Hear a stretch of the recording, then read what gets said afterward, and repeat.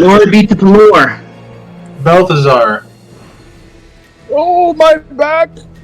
Oriana. I'm here. Callus. Dwarves on the warpath.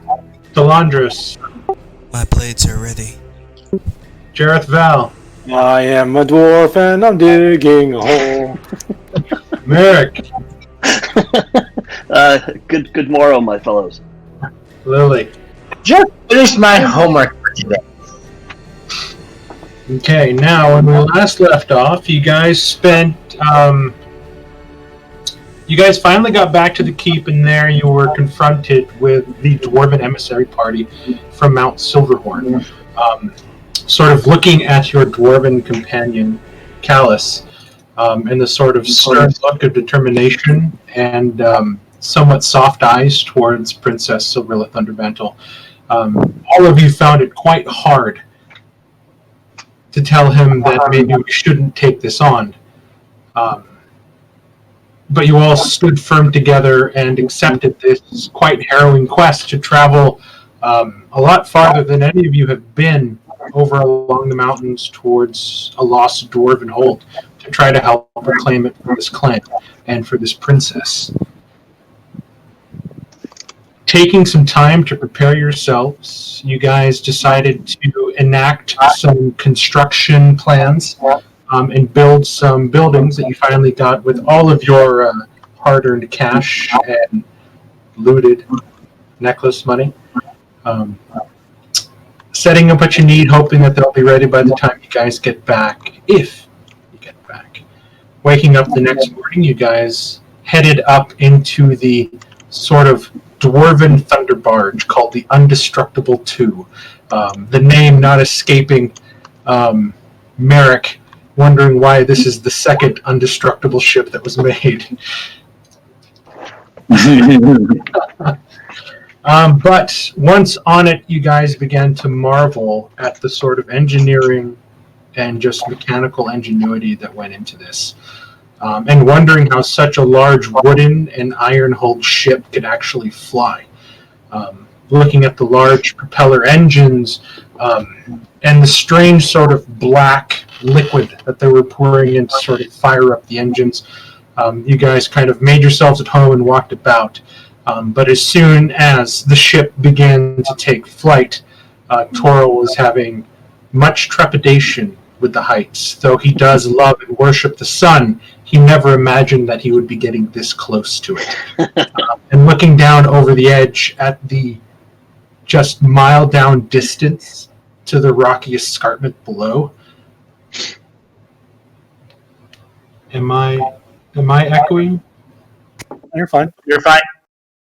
I'll be on mute just in case. Oh. Shit. Upon looking over the edge at the Mal escarpment, Toril found it was a lot easier for him to close himself off in the kind of hammock bedroom on the deck below, to which you all kind of got down, got comfortable, and sort of just spent really a couple days in this strange cold atmosphere above the earth. Some of you starting to feel a little bit claustrophobic sometimes in the confined spaces, and a little bit overwhelmed when you guys decided to get some fresh air above deck. It was early in the morning on the 7th day of the journey when the klaxon bells began to ring and people were knocking and slamming on doors saying that there were dragon riders, to which everyone quickly got up, helped each other put on their armor quite eagerly and ran up, sort of this battle breaking the monotony of this long, somewhat uneventful kind of journey, to which you guys, as usual, showed your skills and with the aid of the dwarven airmen, dispatched the wyverns and the sort of naked savage orc riders that were upon them, though during the battle, trusting in her magics just a little bit too much, Oriana damaged one of the engines with a shatter spell, forgetting that she was on a wooden and metal ship for but a moment with the adrenaline sort of pounding in her head. That's where we're going to pick up back on the deck here, but before we actually get going, we have 2 points of inspiration to award that we didn't get to do last time just because we ran late.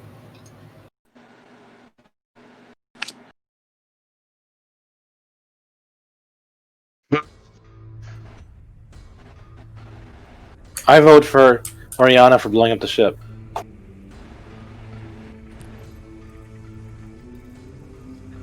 Hey, thanks, Merrick. That was fun to roleplay. Oriana blew up the ship? Well, the engine. Oh, she did shoot. Yeah, she took out that hindquarter. That was awesome. We She had should- points. We shouldn't be rewarding her for blowing up the engine. It's just Yeah, status well, quo. what precedent is that going to set? Oh man, Toro is definitely against blowing up the engine. I vote for the person who slew down the wyvern or Callus. You know, the persons who did the most damage to the wyverns were the Mark's characters, the ones with the rifles. So maybe they should get the inspiration. That's not how this works.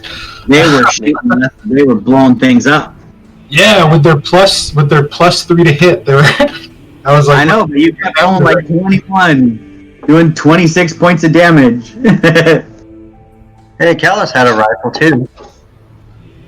Okay, so we have 1 vote for Oriana, even though she damaged the engine, and we also have a vote for Toro and a vote for Callus. So we have a Toro Callus. I'll jump on the Callus bandwagon. I think he was pretty heroic, and he roleplayed himself really well around the new dwarves. We forget about that part, but when the dwarf emissary came to talk to us at the fort, Callus was all up in that roleplay, and did it very well. Not to mention Callus's roleplay in the ship with the princess when everybody else is training on the upper decks. That's true. Jareth, you did really well too. I want to call that out. You seem to have an admiration for dwarves that really came through in your roleplay as well. So, I liked it. Yeah. It was fun. 3 points it is.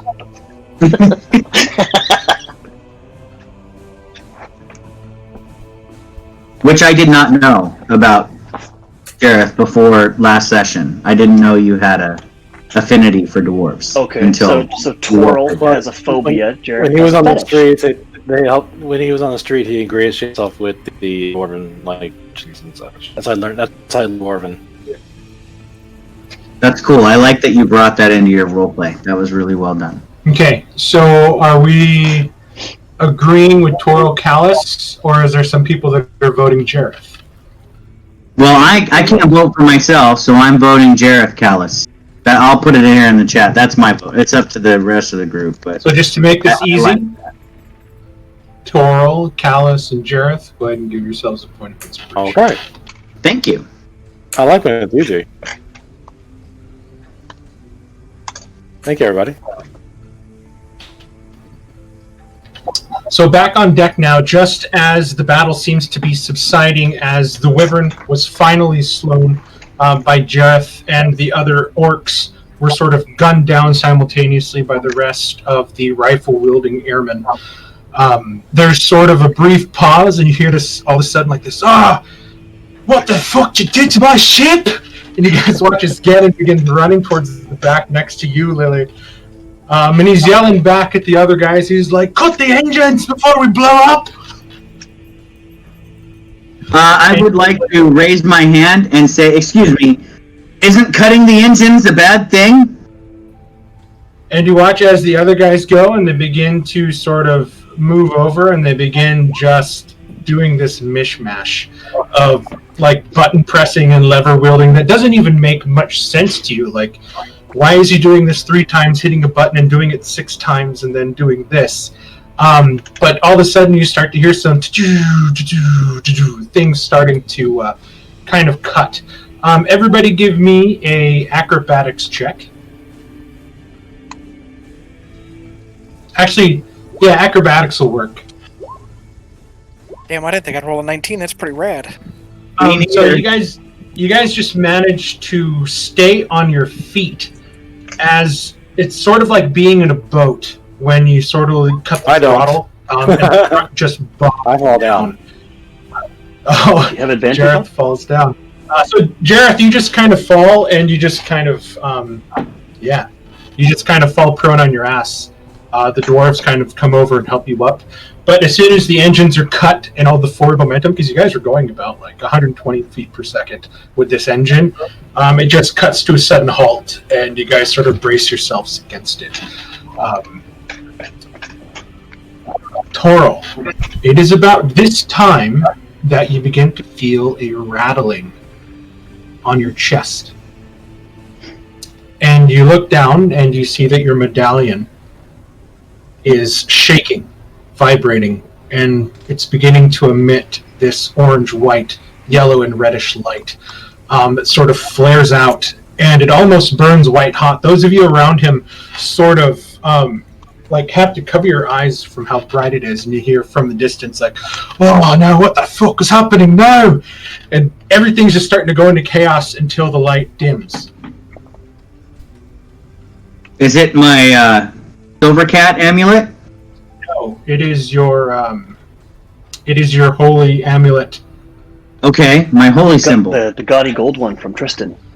Yeah, I'm very curious as to. I mean, I guess if it's doing all that, I would probably try to pray and see if I can get an answer as to why it's doing. You grab your medallion and you sort of have to move your hand away, as it kind of burns you a little bit. It is white hot, but you gingerly touch it again, and now it's just warm. And you lift it in your palm, and you look at the gem inset in the sun motif that you had Tristan carve. And in that small pyramid shape, you start to see what looks to be living flame inside the gem. What do you do?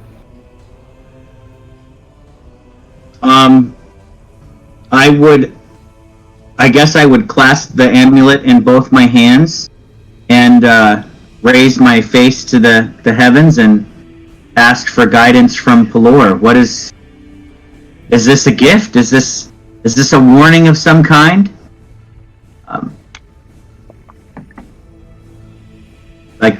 Please provide me with answers. Am I going to die? Give me a religion check with advantage. Okay.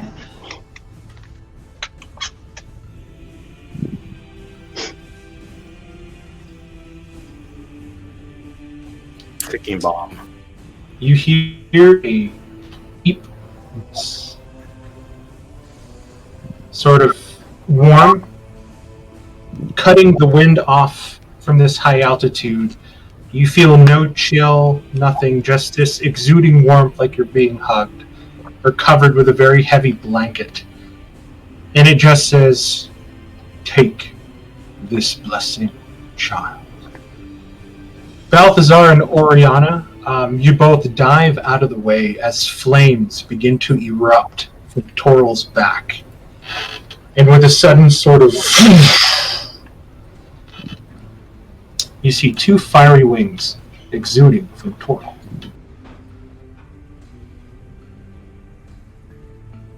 Toril was granted a minor blessing. Sweet! That's a woman. That's okay. Looks like Toril. I just did it for the wings. Toril is pretty. Oh, nice.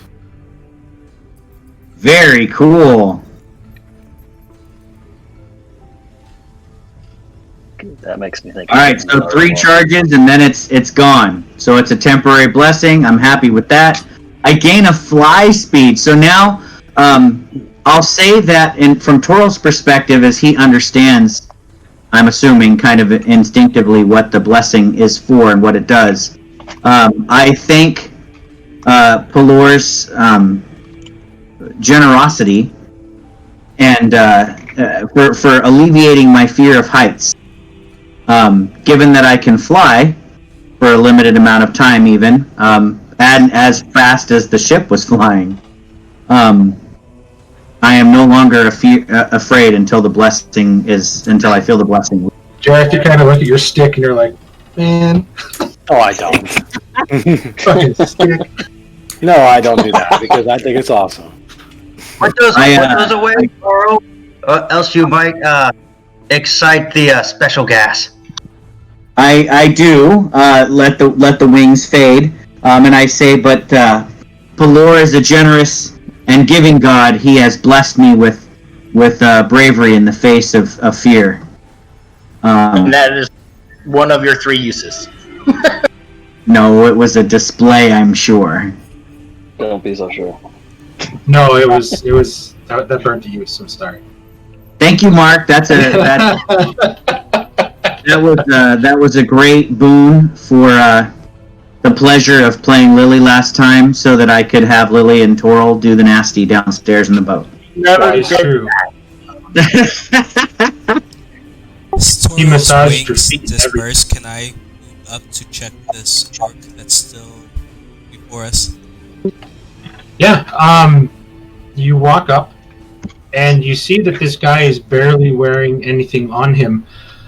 It's almost like, you can imagine that this might have been, in a tribal sense, like a test of bravery, as he's literally wearing nothing but a loincloth, and he's covered in this sort of ritualistic face paint. Everywhere?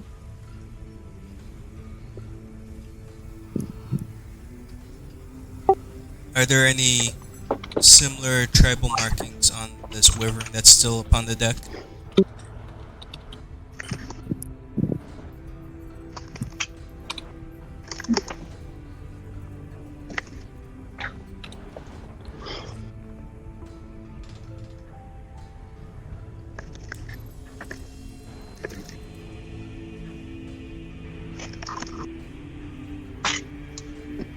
I mean, it's kind of what he looks like. And you see that he has these really manicured, long claws that he was using to kind of slash out and use. He didn't have any sort of weapons, no daggers, nothing. And you look at the wyvern, and you see that for the most part, minus all the holes inside its body, it's still pretty much whole.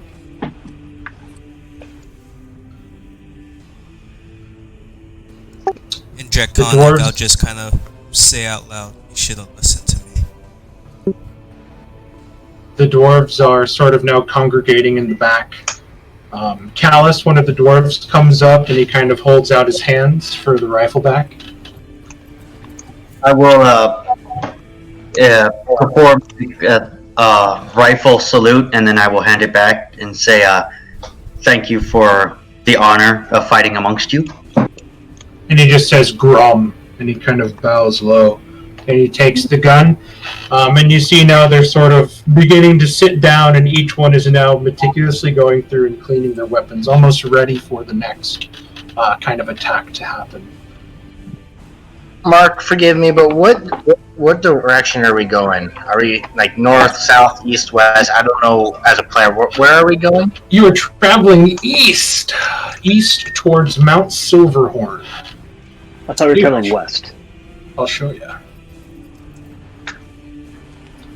Ta-da! So the circle to circle is the circle to the left is where you guys started. The circle on the right is where you plan to end. Currently, you guys are almost exactly. Still on the ship That's a page. half. Yeah, I was gonna say, I see the ship. Are you on a map? I see the ship. You didn't move us. Yeah, I'm an idiot. There we go. There we go. So you guys are now at about the halfway point of the journey.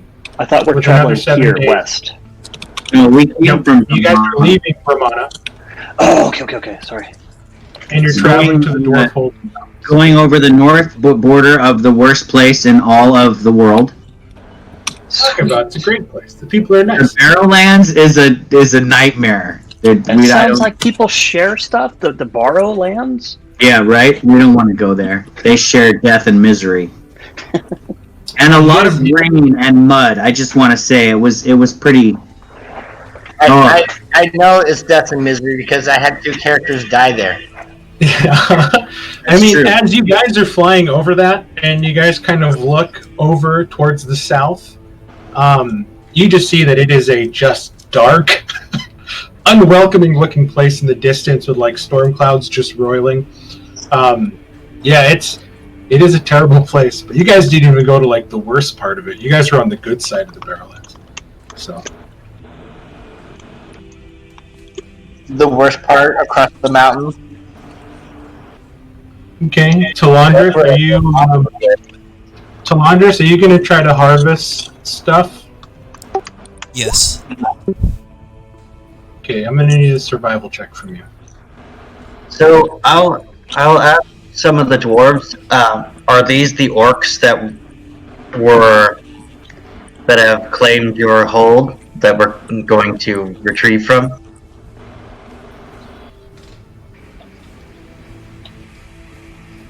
Hello? Oh,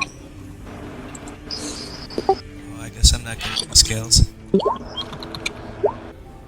Hello? Here you go. There we go.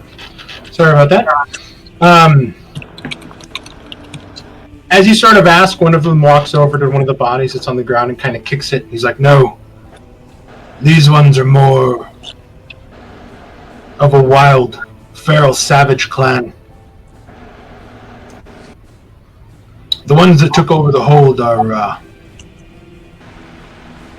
more proper green skin. Armor, weapons, such. Led by a war boss. This was an attack of opportunity. Yeah, I should have figured that it would take more cunning than just blind strength to take out a dwarven hold. Well, sometimes all you need is numbers. That is too true, my friend. Too true. Merrick, Yes. what were you trying to harvest? For Balthazar, some claws and fangs. Okay, Talandris, you're able to, you sort of get in there and you try to get one of the claws out, but your hand kind of slips in the dagger and you end up kind of cracking one and just kind of ruining it. But you do manage to pull one of the smaller claws off one of the taloned feet.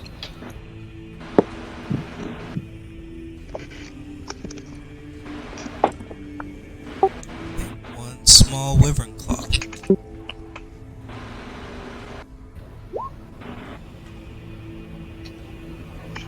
Merrick, you're able to pull off about 5 pounds of usable scale that hasn't been damaged by weapons and bullet holes. You're also able to fully take off the tail. You see that that's one of the parts that's actually quite whole and didn't take as much damage. The tail section itself is about 20 pounds. You also are able to dissect and get off the full width of the wings.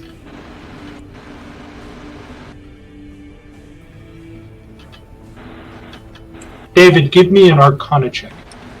Coming up. Mark, did you create a handout for me for that the boon blessing thing? Yes, I put it down in your inventory section. Okay. Balthazar, you know that these wings, if properly treated, could be turned into a cape that could allow one to fly. Okay. So In essence, you would be making wings of flying from the DMG. Nice.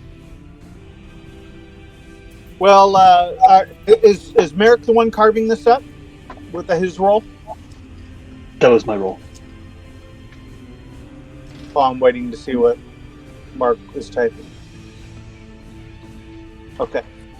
So I basically tell Merrick that these are some very, very interesting items that can be used to weave some great magical items. We must keep this safe and take it back to our fort, and can weave this together at some point in the future. We need to preserve it in some way.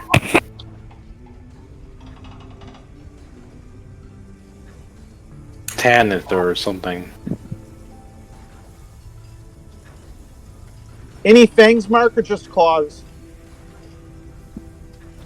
With the 15, how many fangs do you want? I just wanted one fang and one claw, just to hold on to in case it could come in useful. You can definitely take one of the larger fangs. Okay. Would I use the same 100 gold piece worth of alchemy supplies if that's what it's needed for? The scales and claws is 100. If you add the one fang, it's an extra 10. Okay. So.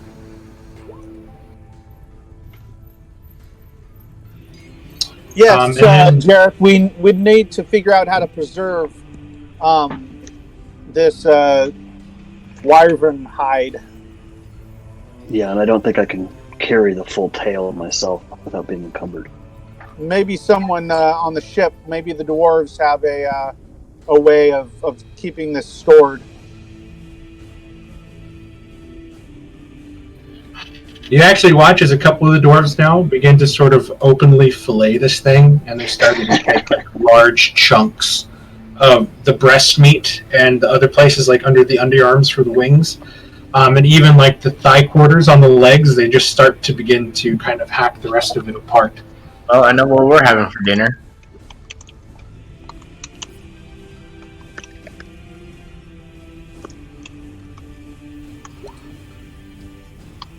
So, Mark, the engines are cut. Are we still flying? I have the feeling that we're hovering.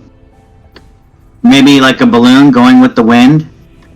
Yeah, because this thing's got giant balloons above us. Yeah, and I know that it has balloons, and I think the engines were just guiding our direction. I, as a player, did not know that.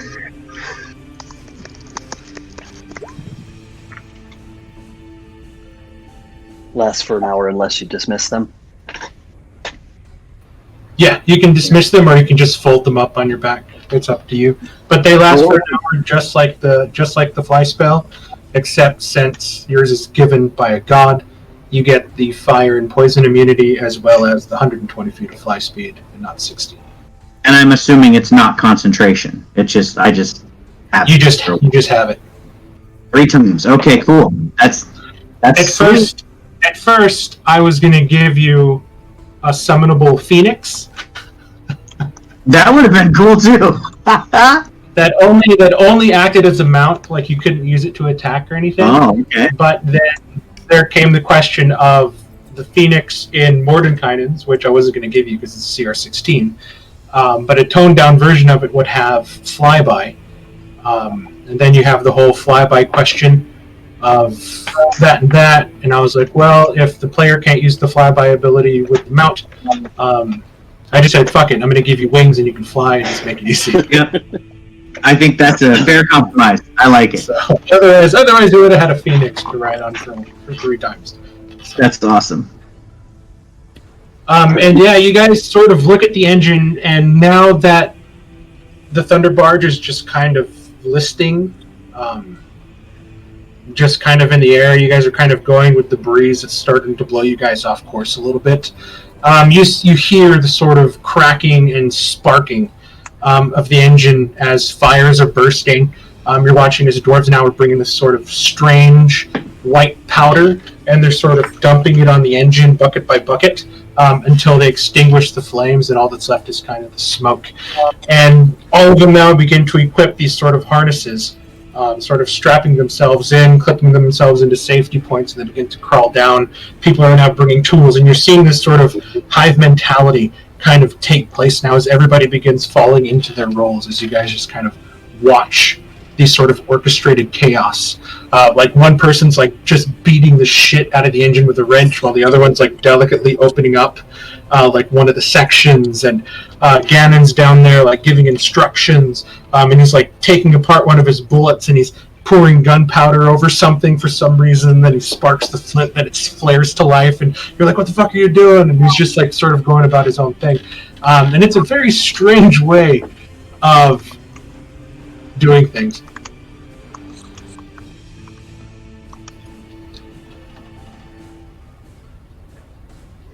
One of the dwarves just comes up to you guys. I don't know. You might want to go to the galley or head back to your bunk. We're going to be here for a bit. We'll call you if anything happens. Unless, of course, you just kind of want to stay up here.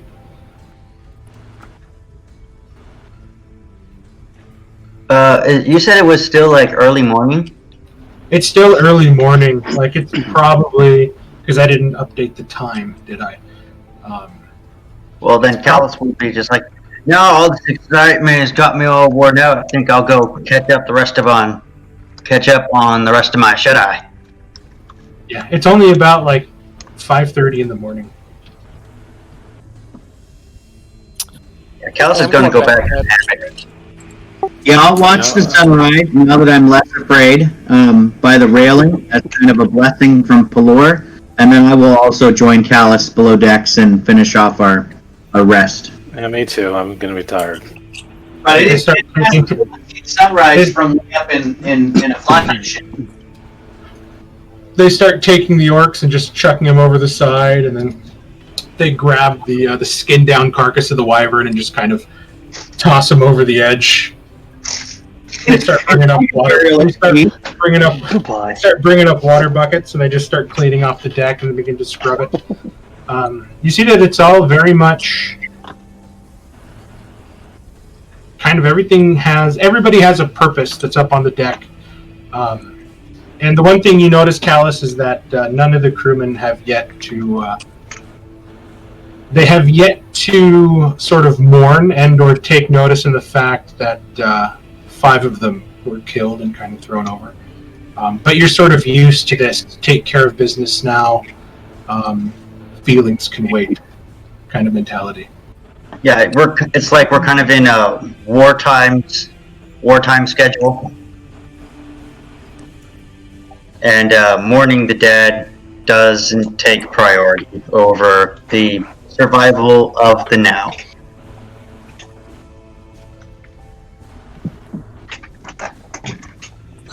Mark, I really kind of wants to know, but does she feel like she will be in the way if she tries to help?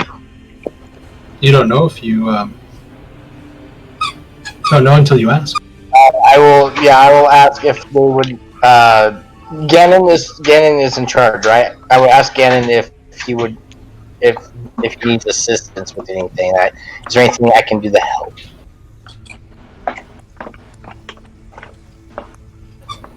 So you kind of lean over the edge while he's kind of working on the engines as everybody's kind of moving tools back and forth, and he's like,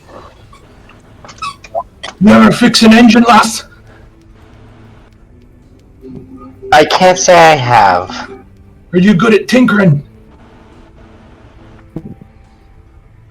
Unfortunately, no. All right, well, no, thank you. You just kind of I figured, I figured I'd offer the help, but if I'm gonna be in the way, I'll just stay out of the way. So I could Time's probably passing. persuade him to let me help, but I don't think it would be helpful. Time's passing slowly, and I mean, really, just this whole day has kind of been lost due to the engine failure. Night begins to kind of set in as you guys have just kind of done your things, kind of practice, read, did what you can. If you guys wanted to speak with anybody before the day's end, let me know. I'll probably just go around and chat up the dwarves and get some stories of their homeland and just, Oh, Jack. Hey, give yourself one success. Oh, nice. And you called it puzzles. I love that. Mark, I'm assuming, do they have ways? Do they have like a game dice set to kind of help pass the time? I have dice. Merrick has dice for sure. And these are just, they're sky sailors, but they're still sailors. So yeah, the dwarves definitely gamble. I mean, I figured if anybody wants to off a friendly game, Lily's proficient with dice, so. Oh yeah, Merrick likes dice. Callus We wants have to a go. common friend, my friend. Callus wants to go find the armory. I mean, it's not hard to find Callus. He's sort of moved down the set of stairs in the front. You guys have always sort of entered the passenger cabins through the back. But following where the doors went, you kind of move in. You see it splits into two directions, and you notice that there is a large iron door kind of sealed off with a large, like, red painted, like, warning sign on the other side of, like, a flame. And you know, like, okay, no flames inside. And you kind of open it and look inside, and you see the armory.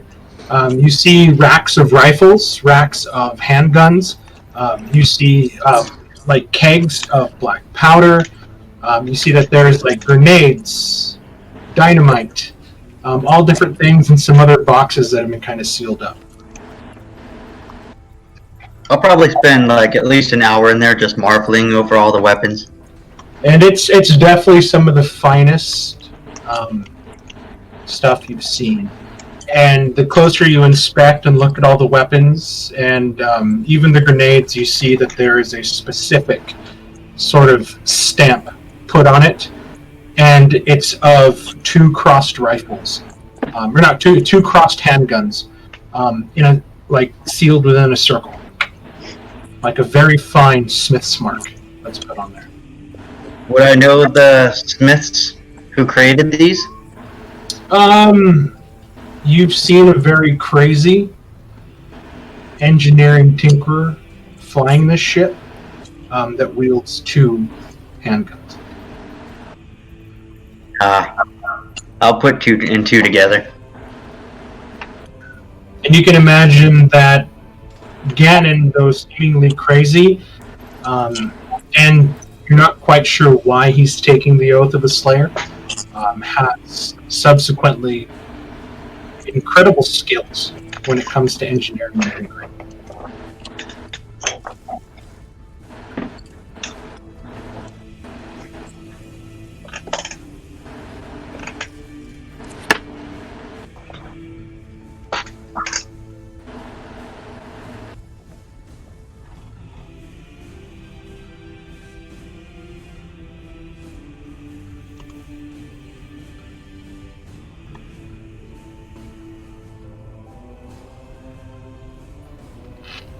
So, Lily, Merrick, do you guys play each other, or do you approach some of the dwarves that are seemingly... No, we're asking the dwarves to join us. I would offer anybody who would like to join us, so that's the party. I'll join too.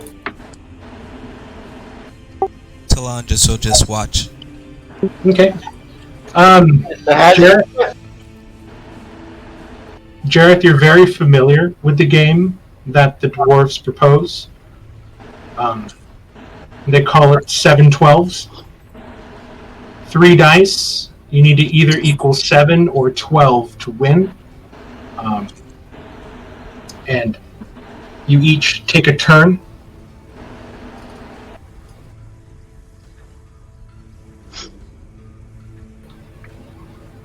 Unless, of course, there's another game you want to play.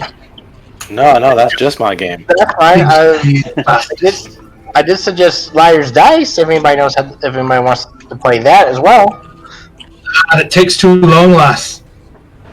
Break ends in about 5 minutes. Okay, so 7 and 12s it is. Alrighty. And you watch as the 2 dwarves now that have decided to stay and play each drop 5 gold in the middle of the pot.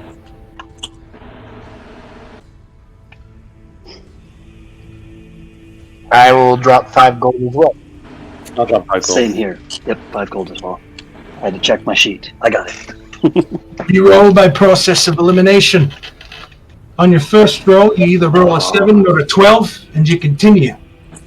If you roll 2 dice, or if you roll something that could equal to 7 or 12, with another roll, you drop 2 gold into the pot for 1 more dice.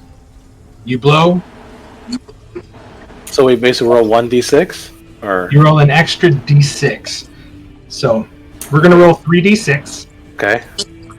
If you hit a 7 or a 12, you automatically go to the next round where the pot is then raised.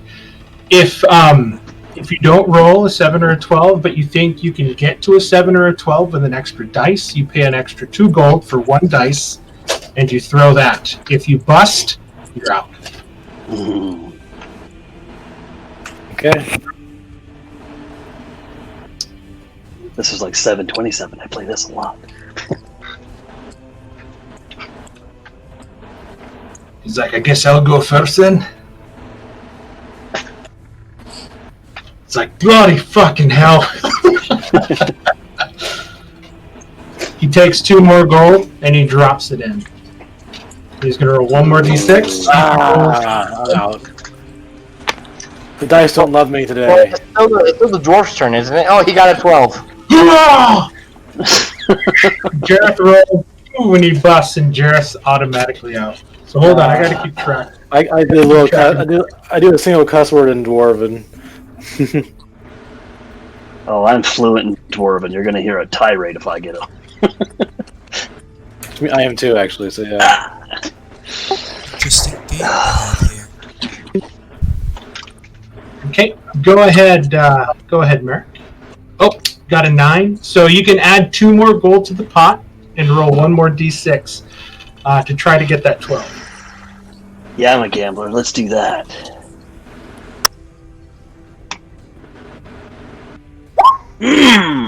That's a lot of points right there. Yeah. And he sort of laughs and grumbles a little bit. He's like, sorry, Umgi. Maybe next time. Go ahead, Lily.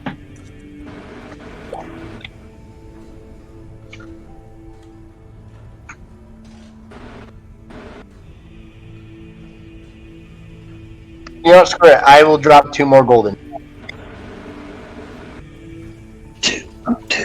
2.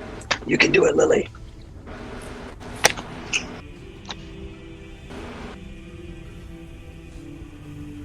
Oh! You can drop another 2 gold if you want to try for another one. Just roll like Karsadi. Shut up! It's a 50-50 chance. You win or you don't. I'm gonna. That's too close. I'm gonna back. I'm gonna back out. He's like, well, brother, looks like it's just you and me now. He's like, well, don't count your chickens. Here comes the second dwarf. And he sort of just stands and puts his arms up. He's like, ha! Oh, 7. On the first try. And now they drop another 5 gold into the pot. And he's like, oh, I see one hell of a day. First dwarf takes it. Oh, and he sort of like grumbles a little bit as the So one rolled close. over into So a 2. close. So he's gonna drop 2 more gold. He's just like, ugh. 13. Now, the way you win is I need to roll lower than a 13 to be able to take this pot. That's the second guy. Otherwise, we all start over? Otherwise, everybody joins back in, and we keep the pot as is.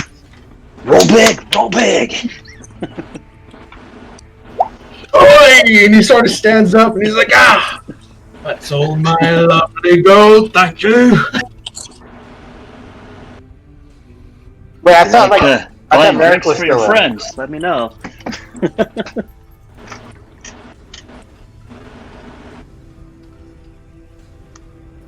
He came out of there with 43 gold pieces. Not bad at all. Another round. Gentleman, lady. If you have time. If we have time, yeah, I'm in. I'll do Dice, another one.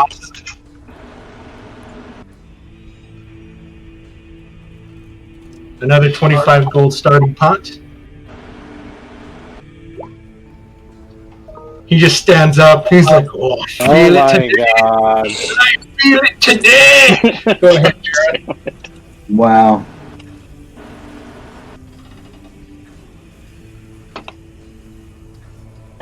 Oh, it's close. I'll do another 2 just to get a shot.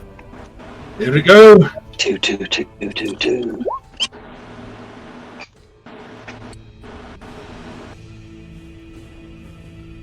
Ah! That's not a Better luck 2. next time. I need your luck. Merrick, go ahead.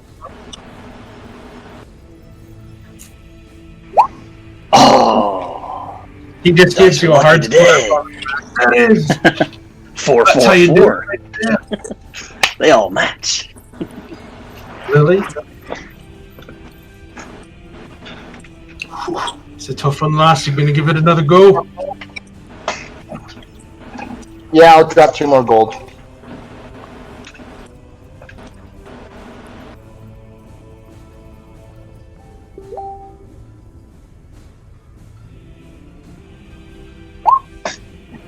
Oh, Better luck next time. He's like, give me those. Gotta get my gold back. He kind of throws it in. Hey! God. I'm using all my rolls now, so if we do an encounter, I am fucked. Kodak slaps his hand and begins to rub his palms, and he kind of looks at you with this like sly smile, Merrick. He's like, all right, young buck. Round 2. Hey! All right, guys. I'm gonna start rolling with my good hand now. Oh, and that's going to be 15 gold. So subtract another 5. Who's this Merrick and him are playing now? It's just Merrick and the 2 dwarves. So Merrick, subtract another 5 gold and go ahead and roll your 3d6. Yep, I've removed 12 so far. Oh! Now I just need him to bust and I can win. He's like, note on your life, you fuck.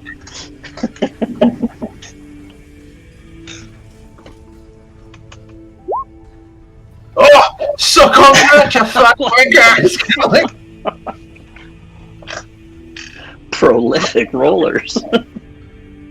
I want to see who wins. Alright, here we go. The first guy gets it up. He's like, oh, I feel it today. Ah, bugger! Alright. 2 gold in the pot. Or maybe I should stay. No. 2 gold. Here we go. Ah, 10's good. bugger. I seem to roll lower than you. I'll get my money back. Here we go.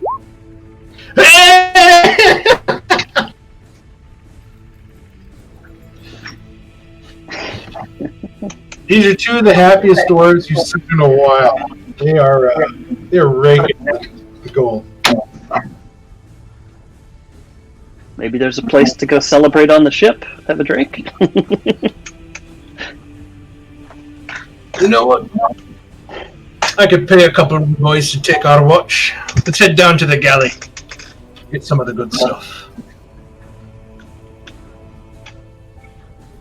So they're pretty much inviting Lily, Jareth, Jareth, and Merrick down to the galley. They kind of give you a look to Laundress and kind of give you a nod if you wish to join them. I'll let them have their fun and actually head up to the top of the ship. Okay. Yep, I'm going. I'm getting a drink. Oh, yeah. Yeah, I'll go. Okay. Balthazar, what are you doing?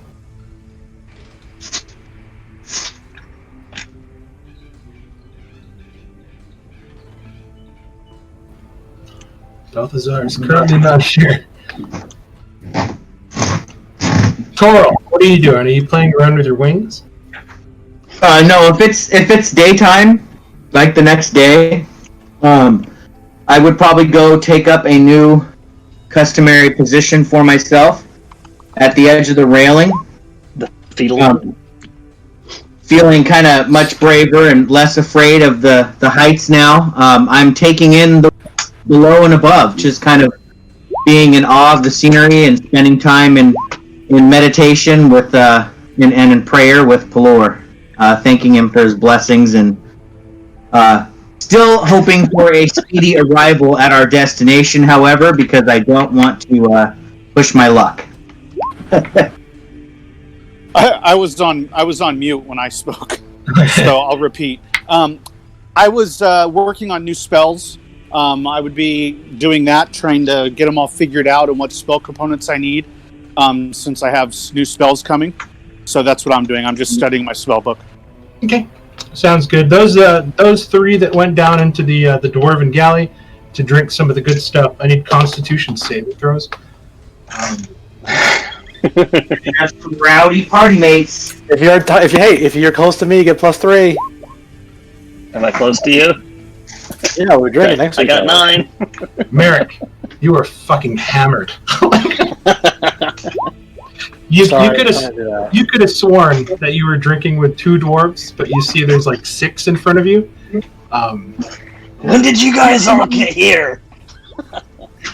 Jareth, you've got a pretty good buzz going.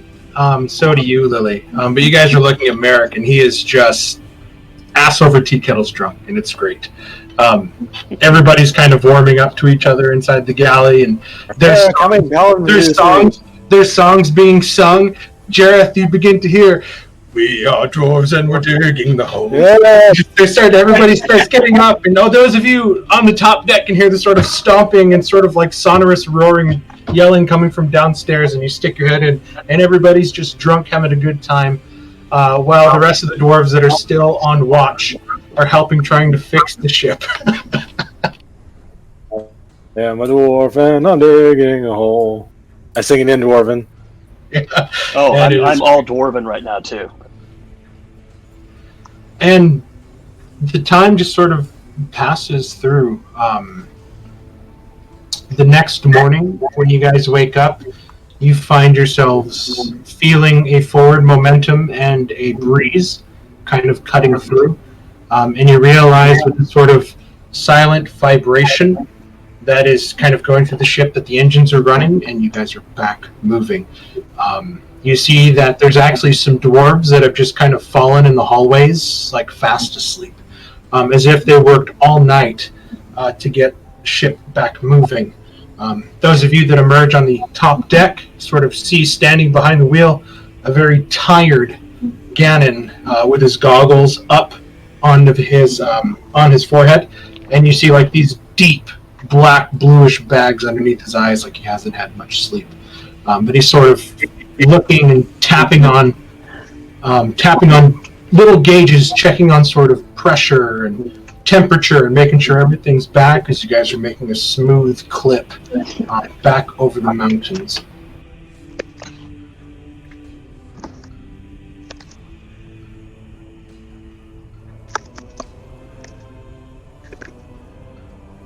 I'll go and I'll bring him a shot of whiskey to help him stay awake. He sort of takes it, downs it, like he puts it in his mouth, and then he kind of pats you on the shoulder as he kind of just tips his head back and just drinks the shot and kind of spits it out into his hand, and he puts it on top of the console. Hey, thanks for that, lad. Yeah, I've pulled a few all-nighters myself. I just don't know what she was thinking. Doing something like that to the ship. Imagine if we went down. Oh, wouldn't think of it. Being one of your ships would never go down. But yeah, Orion is a bit of a loose cannon, if you know what I mean. Yeah. And the first one really didn't count. So yeah, I agree wholeheartedly with what you're saying.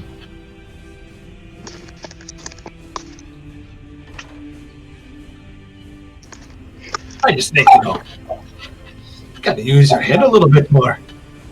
Casting magic like that. Yeah, we'll try to keep a tighter leash on her. But I mean, don't get me wrong.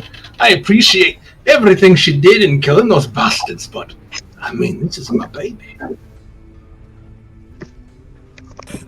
I'm really sad that I hurt this dwarf. So emotionally.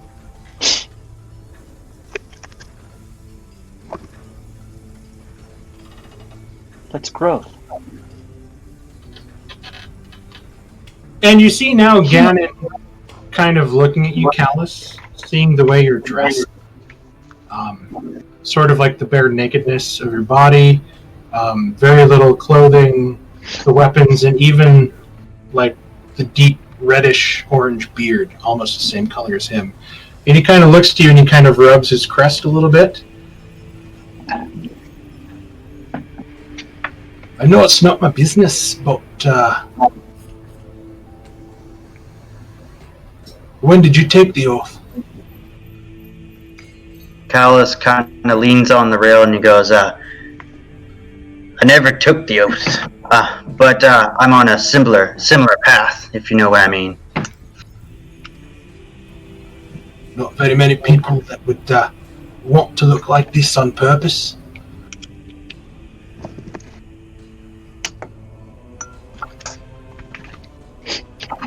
It wasn't my first choice, but I felt that it had to be done.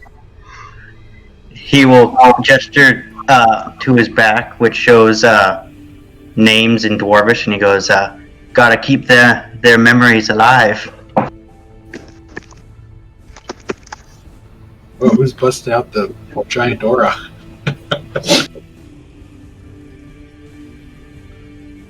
I only see Jareth.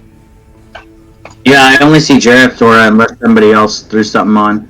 Who's playing with the blue aura? Oh, that's very good. Oh, I want to see that. I was curious how big the 100-foot radius sphere is, Oh, but I can God. essentially change the entire direction of the wind around it. And yeah, You take a fall. You take a fall. You take a fall. Me and Tor will be fine. Well, that's your business. I hope you get it sorted. I might have taken mine for pretty selfish reasons, but if I didn't, I wouldn't have been able to make this. He kind of taps the console, like very proudly. This is my crowning jewel. Well, she is a marvel to behold. Be proud of that. All that's left is to fight a real dragon on one of these, you know, like the ancestor. Could you imagine? Cannons roaring, steam blasters coming off the top. It'll be glorious. Callus is just imagining, it's like, oh, that would be a battle for the ages.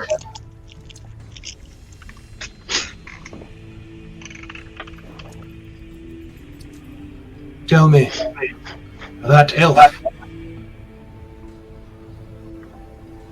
what business do you have with him?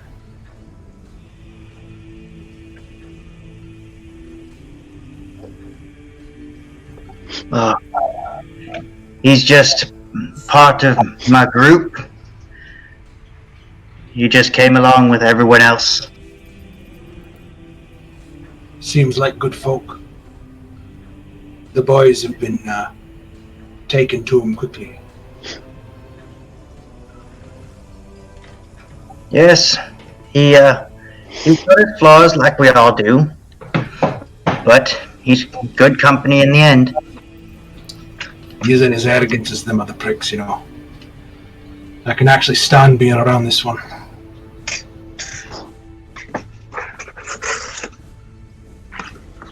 Yes, seems like he's got a little bit of humility in them bones. Well, we lost a day, but we're back on course. Another 7 will be arriving at the base camp. What do you all do? You know, if you make it out of this. It's not exactly an easy thing they're asking. having you go into occupied territory blind. I don't think a dwarf has set foot in there for over 1,200 years or so. Well, I guess that means I'll get to be the first. Aye, make sure you're not the last.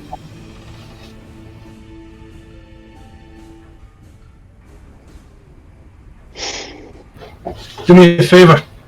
Yeah, one of the boys send me up some stew. Fucking starving. Will do, my friend. Will do. And I will start heading down to the galley to go fetch him some stew. Oh, you're doing it personally. I like that. Winning some points. Nice. Hold on, I gotta let these dogs out. They're gonna be crazy.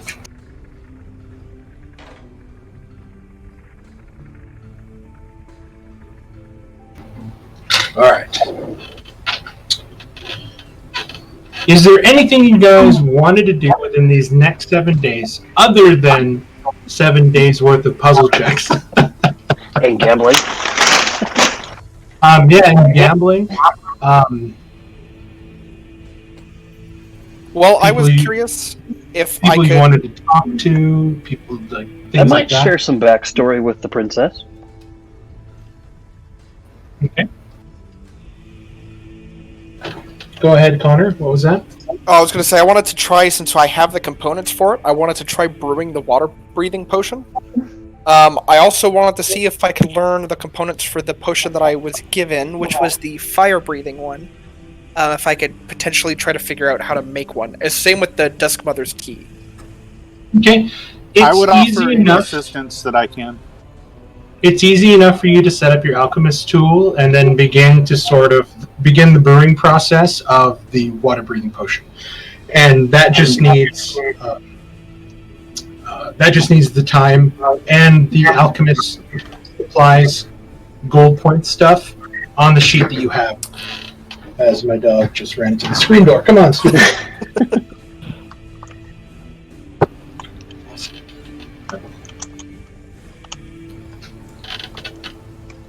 And I'm going to need a alchemist tools check using your intelligence to be able to take apart and analyze the Dusk Mother's tea and the potion of Oh virus. shoot! You're too quick on. You're too quick on that. I was gonna give you my inspiration.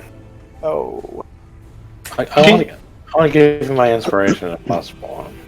Okay, so you can use his inspiration on the second check. So the first check on the Dusk Mother's tea, you sort of diluted it, took it down to its bases, and it was a very, very complicated potion. And you just kind of got it to a point, and everything just kind of unraveled on you, and you weren't able to learn it. Did I have to use the whole potion to do that? Yes. Damn it. That sucks.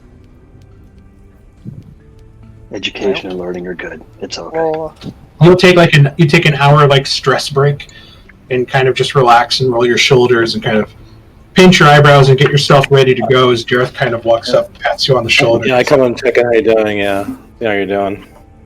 alright. Second roll with advantage with the inspiration. Huh! Oh, fuck. Oh man. Oh, that sucks. That sucks a butt. You were trying to be careful, but you started to become too careful. And you fell into the hole of paying attention to one part of the process more than the others. And as you were focusing on one of the dilutions, you look over and then you see another one of the dilutions that you started beginning to burn and sort of coagulate to the point of not being able to save it, sort of ruining the entire process of identification. It really hurts having to delete both of these from my inventory. Were they again? They were just ruined. Oh, were those? It was the fire breathing potion and then the Dusk Mother's tea, which I was actually really hoping to be able to learn how to brew, because it let us get hit dice back if we drink it after a short rest. You want to try one more time with my potion? Do you have the same one? I have the no frightening one. Oh, yeah. I mean, I'll give it another shout. Let's see how many potions I can ruin today. Is that the Fury, the Lion's Bravery? Lion's Bravery, yeah. Okay, I need to look up the DC for this really quick. Oh, great. You can do it. They're doing that. I would actually like to speak with the princess just to thank her for easing the initial tension. Okay. Let me finish this, and then we'll get to that part. Talongus.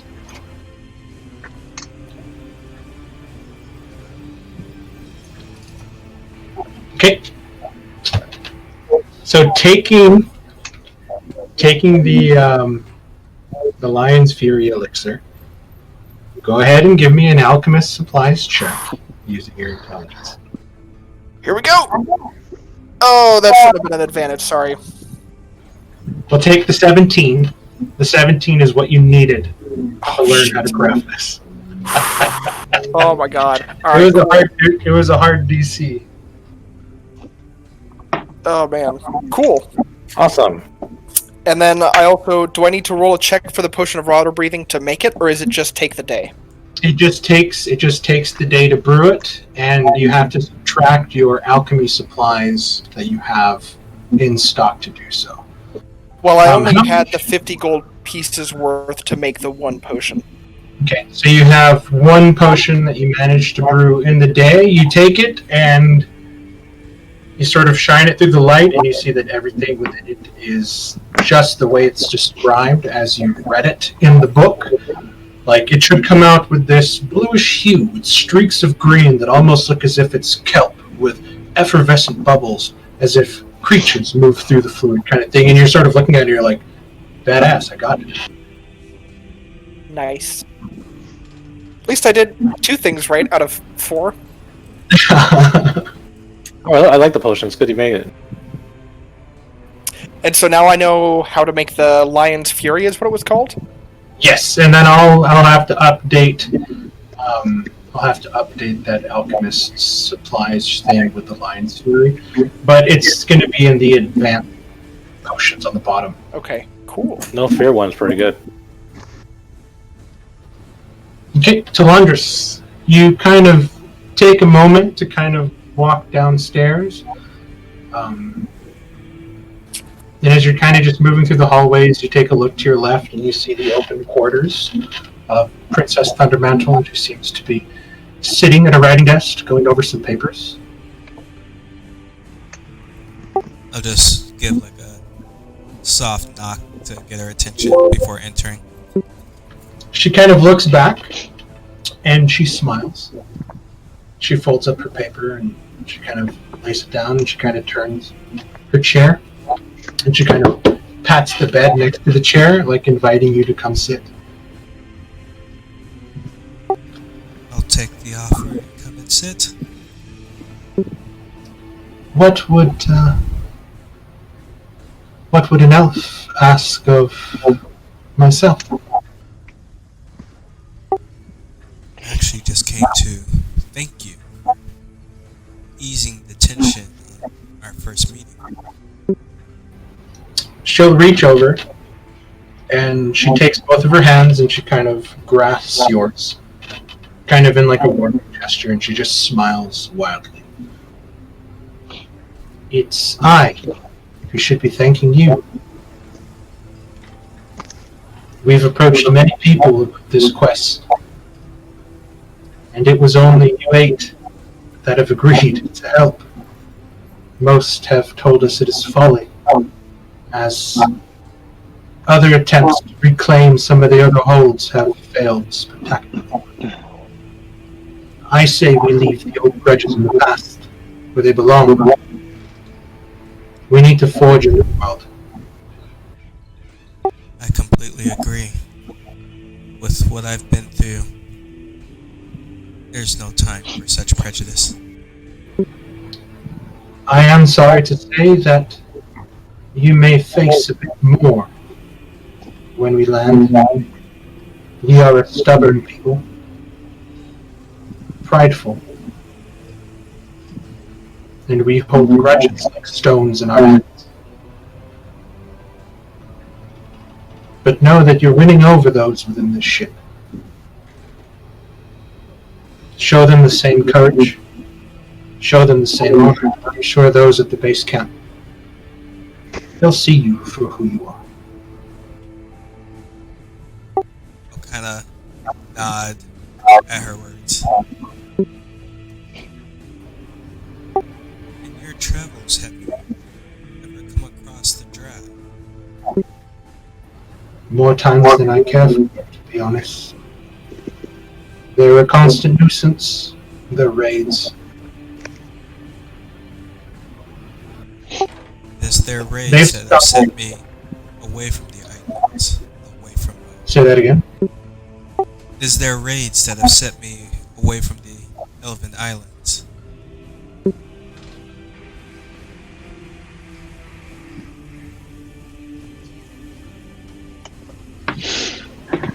They've stopped coming for the holds long ago. But it is to the humans, especially in New Saris, that we go to protect on the other side of the mountain ridge. Multiple cities have already vanished. People taken in the night. Just desolate, empty waste towns. We don't willingly go down where they live. That is a chaos left for other creatures to find. Be wary. I would suggest not seeking them out. They took someone dear to me. At some point I will find my way to honor her memory. I believe we have a common enemy in the Drow. She just gives you kind of a heartfelt squeeze of her hands.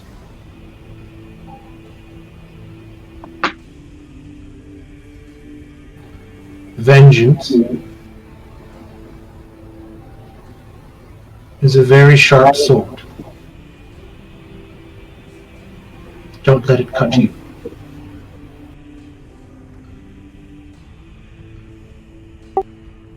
Thank you. I sometimes need that reminder. I kind of motion to the blades. Where one is vengeance, the other is meant to balance that fury. I try to hold it in check.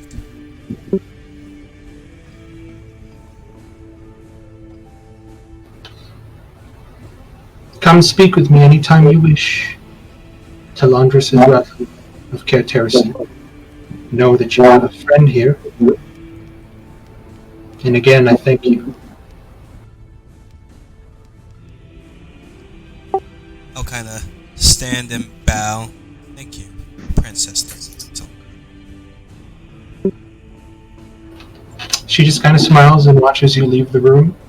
You sort of turn around as you reach the door, and you see that she's slowly turned around towards her desk again, and she's beginning to pull more papers, and she's kind of reading through everything. And it's kind of everything that she's been doing this entire trip. Just seems to be going over form after form after form, and page after page after page of just multiple letters. On her desk, it seems to be an unending pile of paper that she just keeps looking through. Before I leave, is there anything else that I can aid you with? No. Just rest. What will come will surely not be easy.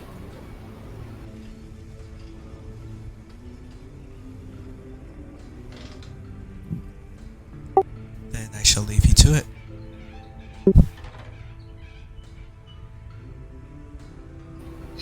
Ken, do we have you back? He said we did. Yes, I'm back. Is there anything you'd like to take care of in these next 7 days of travel?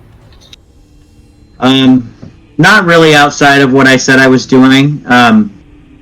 there's nobody on the ship that Toro wants to make a specific point to talk to. He's just kind of getting over his phobia a little bit and spending time in prayer and meditation.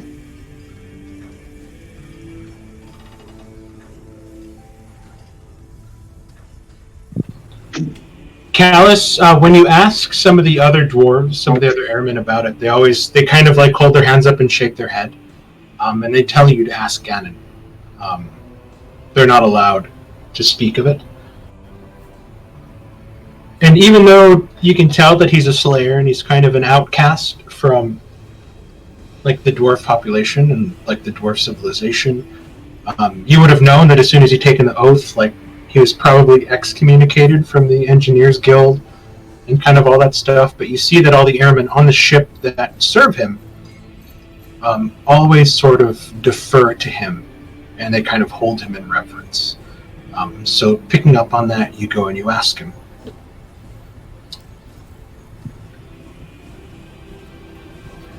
I don't think I can tell you that as of right now, lad.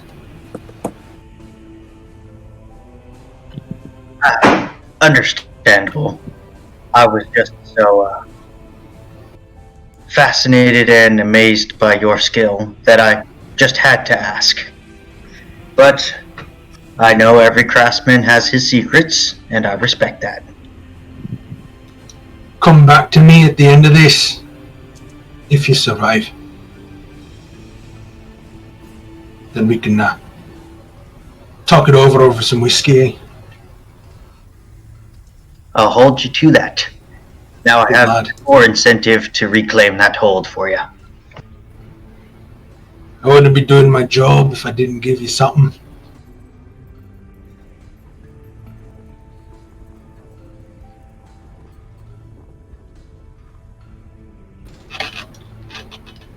The monotony of air travel is much like the monotony of sea travel. Though the views are a lot more spectacular on this journey than your... Thanks, son. I love you too. Thanks. Well, you guys haven't met. I love you all too. Sorry, I have to kill a spider. Love you, Dylan! Definitely, Toro, like, this beats sea travel any day.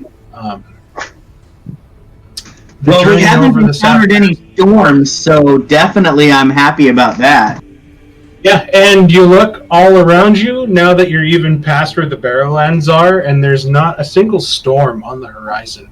And it's just patchy blue skies as far as the eye can see. Woohoo! Oriana, you have 4 successes now. Nice. Can't get close to it. Yeah, that upgrade. Oh, nice. Not. It's like a double. Every time I hype it up, it seems to work. So I'm gonna do this all the time now.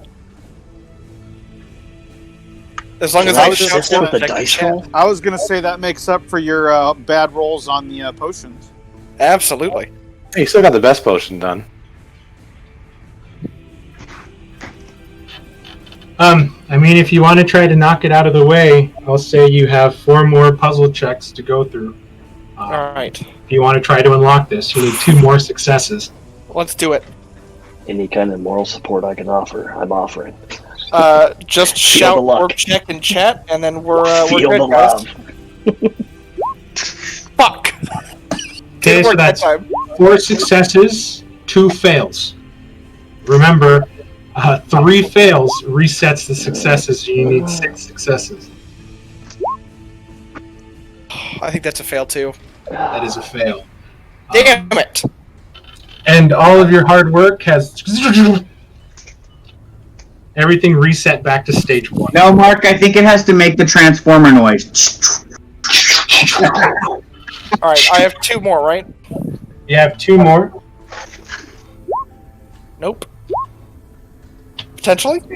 That's 1 success. Alright, 1 fail, 1 success. Damn.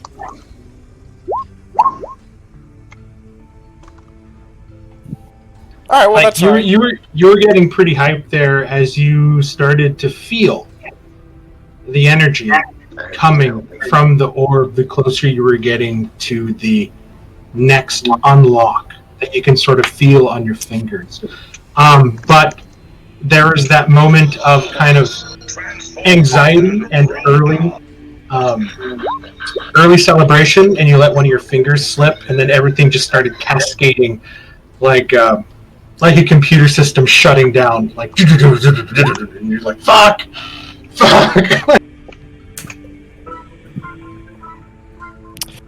The dice gods wanted me to, check myself before I get too far ahead. On the 7th day, you guys begin to feel the ship descending, sort of pointed down, fastly going in. A lot of the dwarves have sort of like wrapped ropes and chains around their arms as they're sort of holding onto the edge. And those of you that have come to watch kind of do the same thing. And you begin to descend into what looks to be a large mountain valley. 2 very large peaks stand miles and miles and miles away, further to the northeast. You see one sort of smaller spire peak, just engulfed by a sort of Mount Rainier style, like volcanic mountain in the further back. The tips of it sort of covered by the clouds rushing over the top of it. Just the tip. Yep, just the tip. You guys begin to look out over the edge, and you see down below a very rough stone encampment surrounded by what seem to be dark stone walls. And you seem to be descending at quite fast speed towards this camp. And there you see the Grimgrown base camp.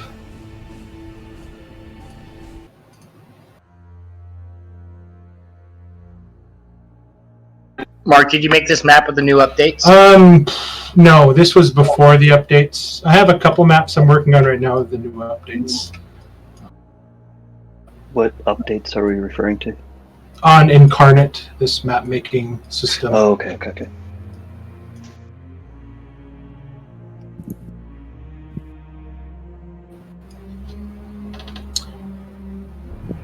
You guys land at a airfield specifically made for this Thunder Barge. You watch as a couple people begin pulling some levers, and you hear this sort of like opening up, and you look over the edge and you see some flaps opening up, and these sort of like metallic arms extending out with these flat iron pads, and you see that it lands on the ground.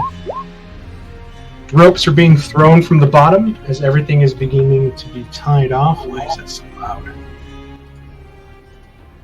There we go.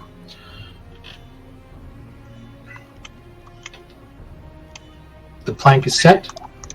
You guys begin to disembark. Most of you further away from home than you've really ever been and kind of lost in the mountains. Before you stands a camp built around these large 20-foot tall stone walls. And you're not quite sure how they built these because they look smooth all the way around, as if carved and made of one piece of stone. Beyond there is a hustle and bustle of troops marching, practicing, doing their sort of PT.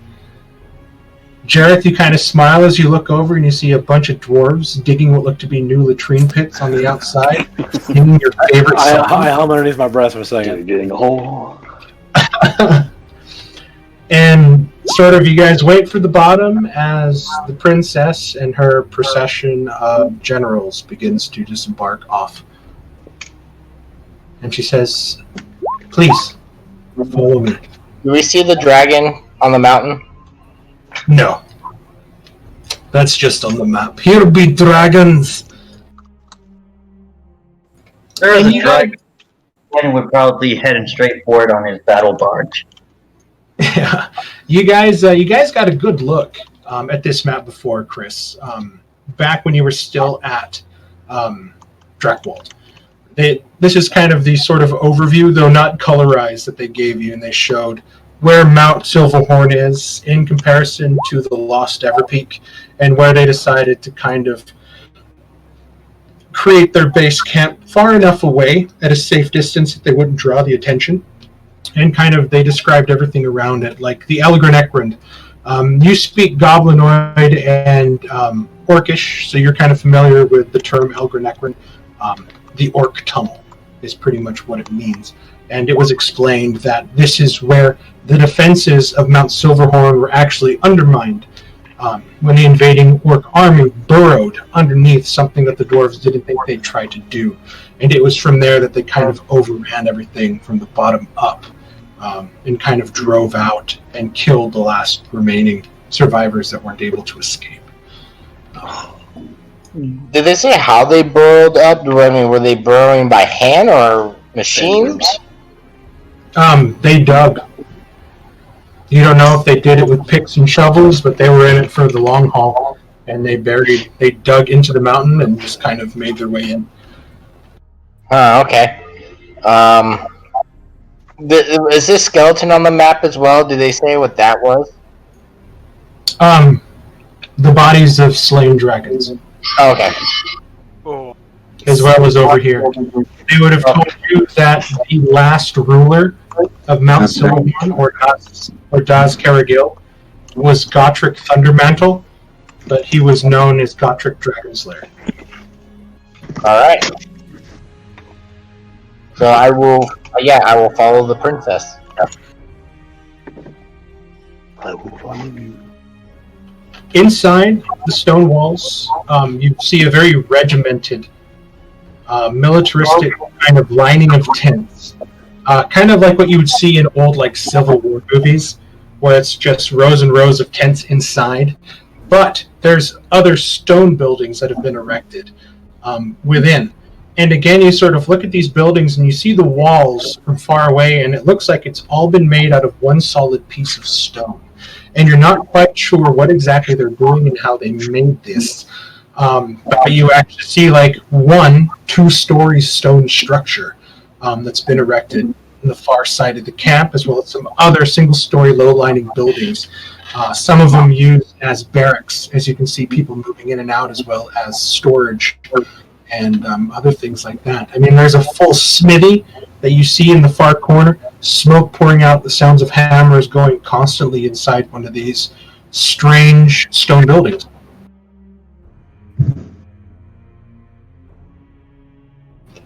You'd imagine, Merrick, that those dragon bones are probably long petrified and useless. They're decorative pieces. They'd still look great in our fort, though. Yeah.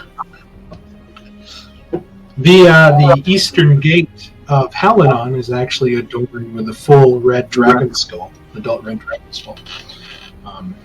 That's why they call it the Dragon Gate.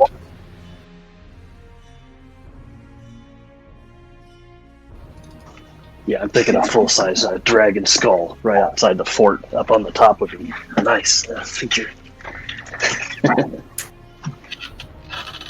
Inside, the procession kind of stops, and you see General Colton Tomhelm kind of turn around, and he just kind of addresses you.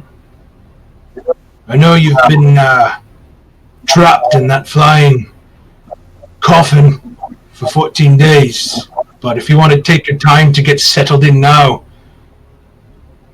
we can allow that. This might be the last bit of civilization you'll be seeing for a while. But if you want to get straight to business, we can head to the command tent. I feel like we should get straight to business. I've been stuck on that flying machine for too long. Yeah, I kind of want to get straight to business too. I got new crackling things to check out. He kind of puts on. It's business time. He kind of puts his thumb and finger together, and he just gives a sharp whistle. And you watch as a couple, what look to be low-ranking soldiers comes over. And he's like, "Take their things, get them set up at the new building over there." Do we bring our horses, or we let them behind, Ryan? You and Lily can actually dismiss your horses and then resummon them. Yeah, that's what I'm probably do. Yeah. I thought Avalon was a war horse. Like, Yeah, but you're a paladin, and you used summon steed. I don't have that spell. Well, as a paladin, you know it. Oh yeah, that's true. Yeah. We talked about this. I'm like, do you want to spend the money on a war horse, or do you want to use fine steed? And you're like, I better use fine steed. I was like, okay. I don't remember. Okay, whatever. It's a better war horse anyways. Just say yes. Okay, yes. Yeah. Someone asks if you're a god, you say yes. Somebody asks you want a free, more intelligent horse that you don't have to pay for, you say yes. Is somebody playing business time? I mean, I had the same problem when they asked, do you want gnome allies or do you want to be able to summon them from the ether? And I said yes.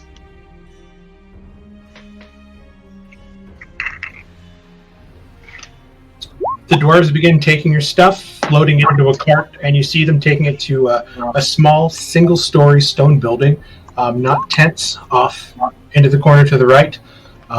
General Talham kind of looks back. If you follow me,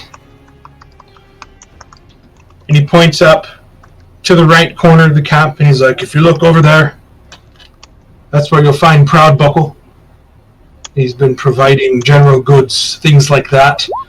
If you need any rations before you head out, then that's the man you want to see. Any sort of healing you want done before you leave, you can visit Vestal Rathona. She runs the Temple of the Elders over there. Her and her acolytes can tend to anything you may need help with.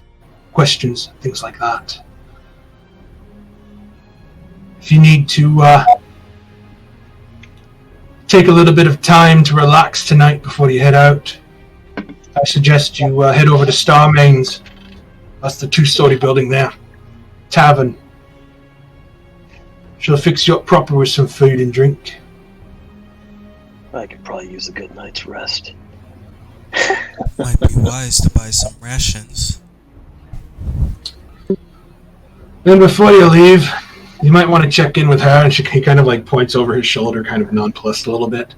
And you kind of look in the general direction, and separately from the small kind of tents, you see a larger, more like circus tent, but it's all made of canvas. Like it's a quite large tent. And you see a flag on the outside of a shovel crossed with a mining pick. If you don't sniff her out, she's probably going to come bug the shit out of you, so you might as well just get that taken care of. Little gnome lady. She's with the Explorers League. They're given funding, but they're asking in the assistance of finding and cataloging any artifacts that you or we ran into inside. She's going to ask you if she can come along. Say no, please.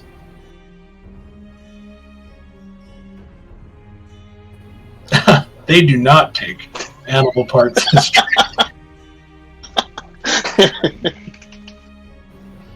After a while, do we have access to our bank out here? You guys have access to your gold key. Okay. Well, I wasn't sure if the dwarves take banknotes. Just think of it as magic money, and you just don't have to like worry. money.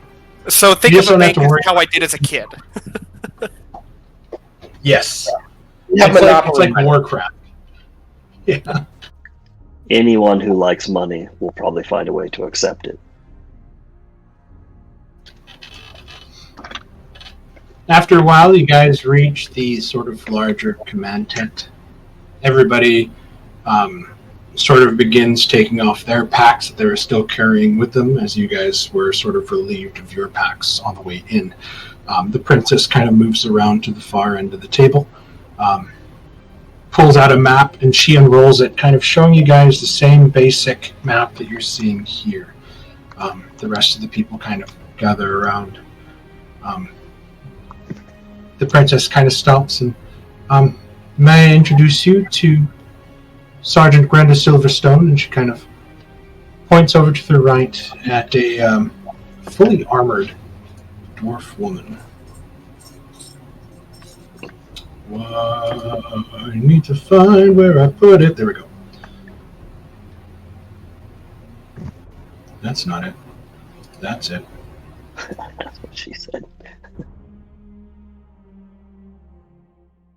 And you see a big old great axe put onto her back, and she's wearing this sort of gold and silver full plate armor, and she has this mane of fiery orange red hair. And she's kind of standing there, and she kind of just smiles and winks at the group very playfully as she's kind of addressed. That's Sergeant Grenda Silverstone. Oh, she's cute. Is he still a Silverstone for the old Disney show? She can take you around the camp, show you around, help you with anything you may need. She is one of the senior officers here, but she knows this camp better than anyone else. I can do that. It's nice to meet you.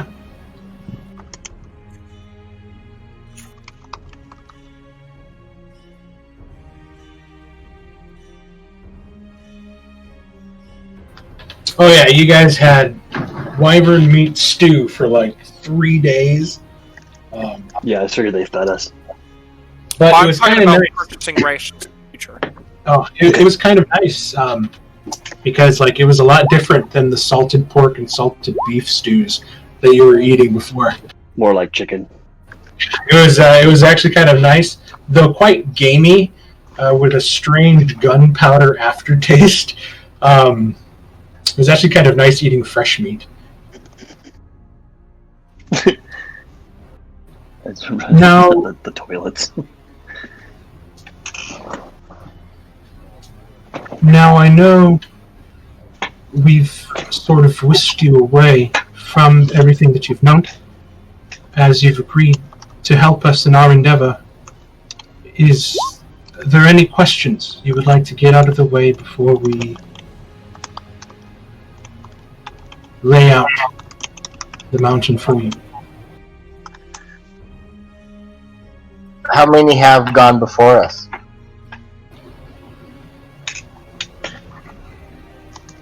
She kind of lowers her head a little bit, and then she stands up a little straighter.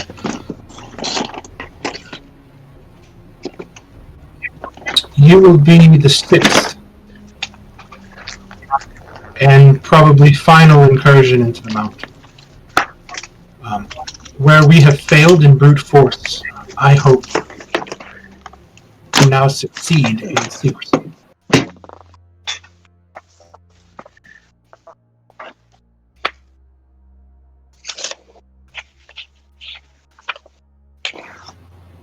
I've heard many great things about you from your commander, and I've heard many great things about the commander from his former superior.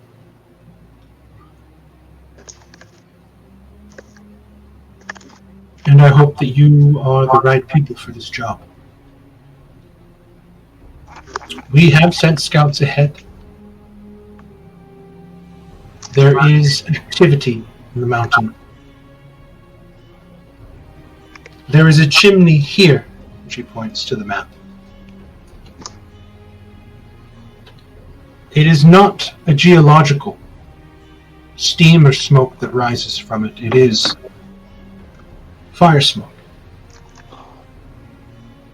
It is actually, you are actually able to traverse this chimney as one of the entrances inside. There are 3 we know of. The front here at the Grim Gate. It is a winding path up through the mountain to a sheltered door. The closest we've gotten, we have seen guards and some patrols.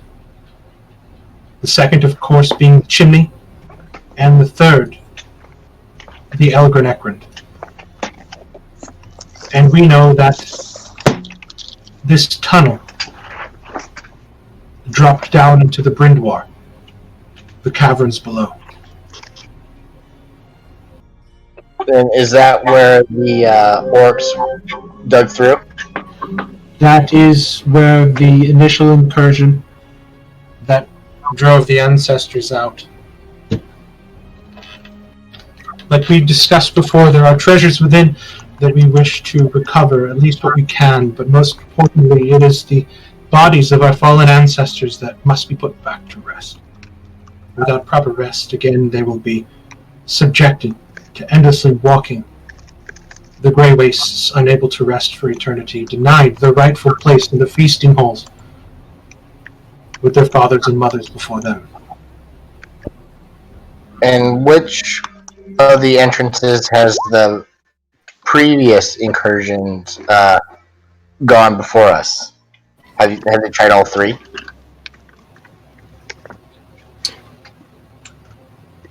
My father has tried to assault the Grimgate many times. My brothers have both tried incursions at the Grimgate, entrance through the chimney as well as the Elgrin route. But again, the force was many. Then there's Here, no... very few numbers and a chance of stealth, perhaps. We think that a small group might be able to go in, maybe dispatch small numbers without setting off any major alarms. This is where you come in. And she Do you kind of know- looks at all of you. Do you know if there's any ancient secret passages into the mountain? The secrets to the hold were lost during the Great Greenskin War. This was far beyond our time. The only reason we have this map now is because this is one of the last surviving maps of the region from when the hold fell. The last of our family heirlooms, and she kind of runs her hand across the leather. And you see that it is a thick, dragon hide leather. That this map has been sort of like burned with like a soldering iron kind of set in. And it's quite beautiful, the decorative work and everything that's in there. Do you happen to know or have a description of the one who leads this group of orcs? The scouts have seen him outside on occasion. He is a hulking beast. We believe him to be a war boss, a black orc. One of the larger of the builds. He bears with him 2 incredible specimens of direwolves. Of wargs. This is on the path to the gate. We believe that the orcs themselves have stationed themselves and set up a larger camp at the Grimgate, where once the main hall was. Didn't we already discuss the idea of going through the secret cave entrance at that Elgrin? I'm more leaning more towards Elgrin too. And taking them by surprise? They used I it to like going conquer. through secret hidey holes. They used it to conquer you. How fitting we use it to conquer them. I almost Yes, think it does the have journey that might be sweet sense a of better irony. stealthy approach. The Brindwar is where you'll come into. The Brindwar, as those of you that speak our language know, is the Glittering Cave. It was mostly mined for semi-precious stones and ore. I will warn you that the scouts we have sent in have not returned. And that was on 4 separate occasions.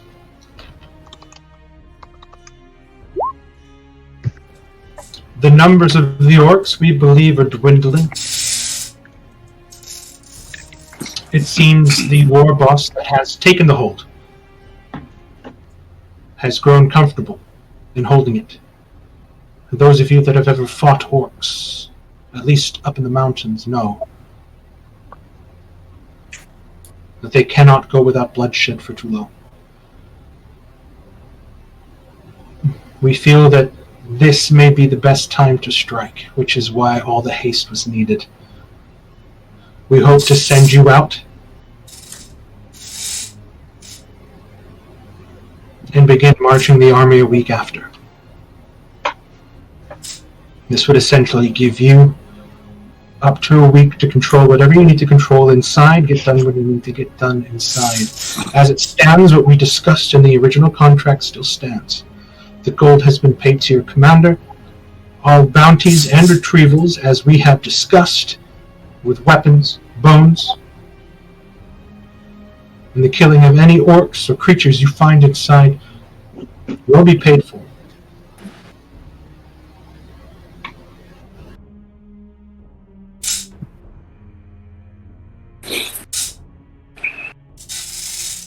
And just as a reminder, since it'll be hard to carry any bodies back, if we find some of your Dwarven companions, do you just wish to have their weapons brought back to put them to rest?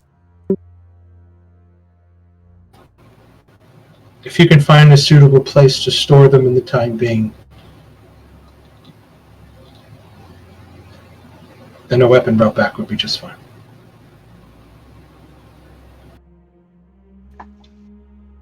If they're coming through the armies, then we will let them know where their bodies lie, and then they will take care of their dead.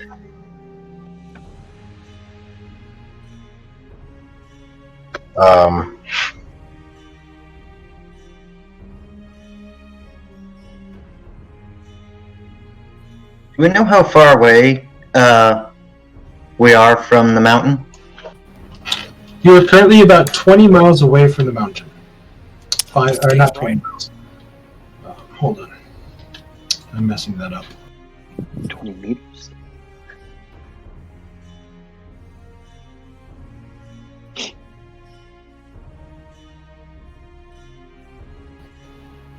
Oh, it is a 5 days ride on horseback to the mountain, so it's not 20 miles. I think it's like 200 something.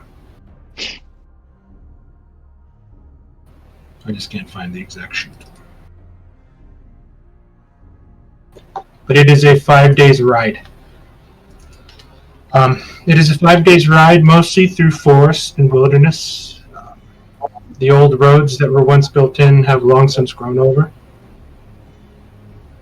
So You can navigate by sight. The peak stands tall over the forests. So we would only have 2 days to clear it out. We'll have 9 days because it's the 2 days before they send out the army, and then 7 days before the Yeah, army. they still got to get there, yeah. And plus, they probably won't travel as fast as their whole army. Yeah, it's going to take them a lot longer to march than you guys on horseback. So I'm assuming about 9 days. Give them a couple extra days depending on how the army would do.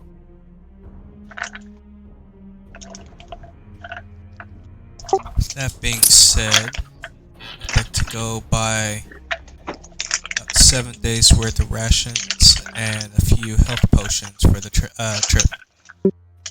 Well, we may need more than 7 days worth of rations. We may need 2 weeks per person. Good point. I would speak up that if it is necessary that we don't have the food, Pelor will provide. I'm sorry, sir. Sir Chime? Oh, that's Shane. Yeah. I think that as a cleric, I can do this if necessary.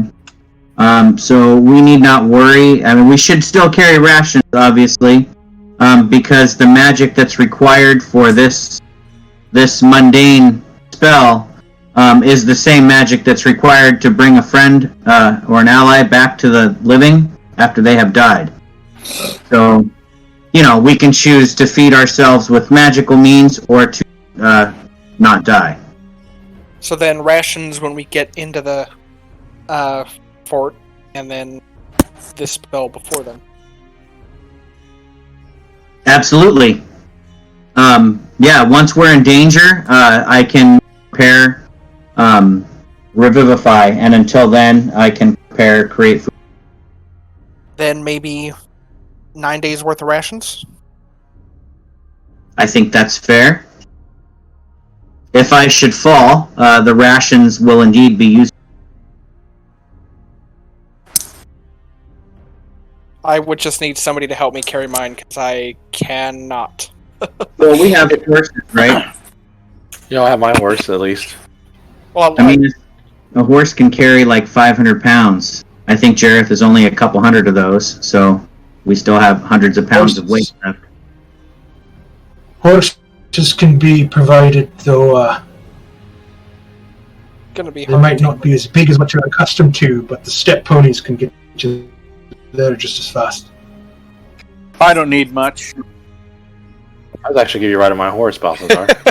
And I'm already carrying 6 days worth of rations on me since we were fed on the ship. I haven't spent any of my rations, so I have some food already on me. Yeah, I have 3. 6 with all of our stuff wherever that's stored. Whatever rations you need, just go find Garn Proudbuckle. Tell him to put it on the tab.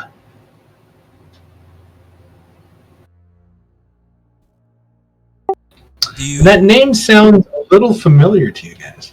Oh yeah, Goldbuckle! Awesome!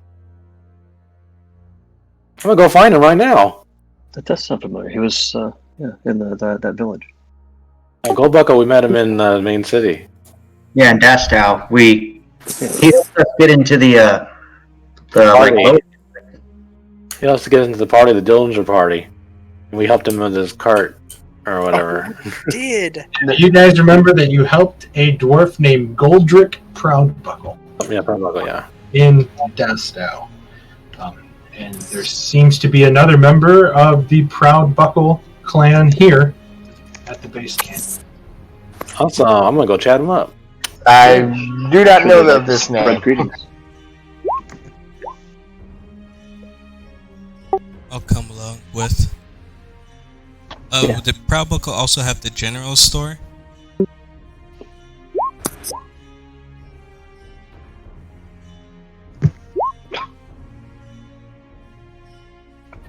Oh Yes. wait, I forgot I leveled up, so I get to prepare 9 spells. So I think I can have both. I hate things. Game is one of my favorites. It's like it negates your ability to get a crit on those 3 characters, which I love. I always fail. Yeah, that's right. I can prepare an extra spell because I leveled up, so I should be able to prepare 9 spells. If that's all that we need to discuss and go over. I have one other request. We have from the attack on the ship, we have some actually very hard to retrieve wings. We're wondering if you could have somebody maybe hold on to them for us and maybe tan them while we're away. We can tan them if you wish.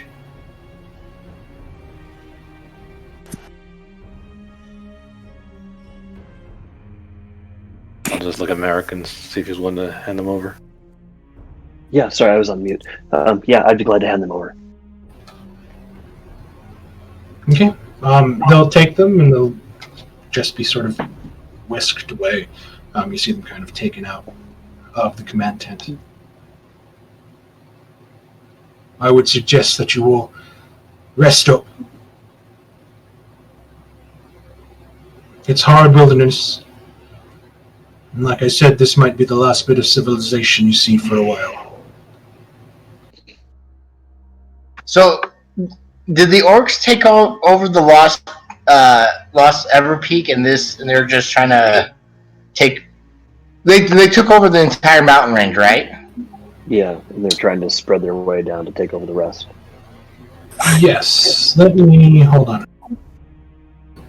They will make another map. Oh yeah, we talked about that a little bit last week, or the last session.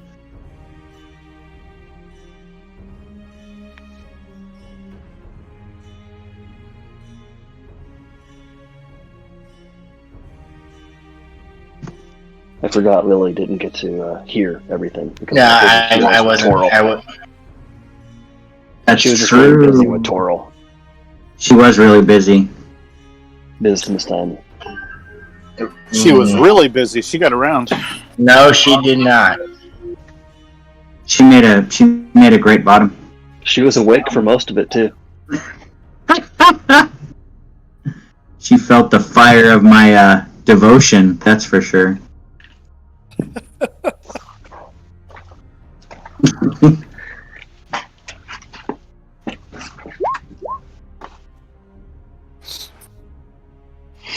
There you go, Lily. In case you roll really poorly, I can help you out now.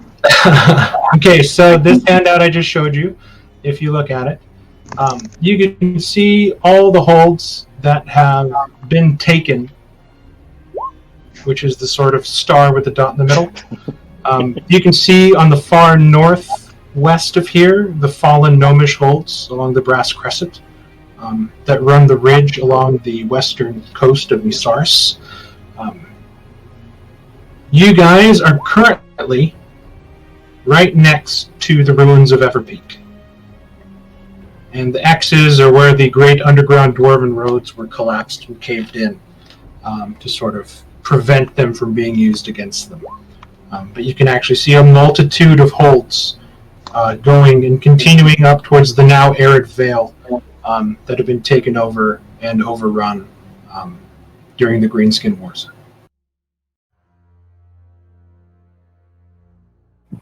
Right on.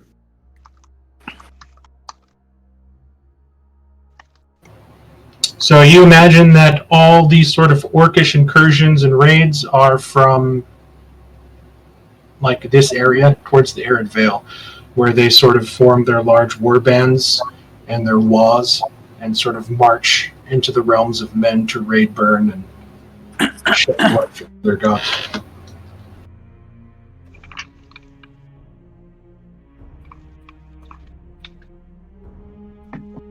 Well, I am excited to be traveling in a land that is home and nowhere near the environment that I'm used to.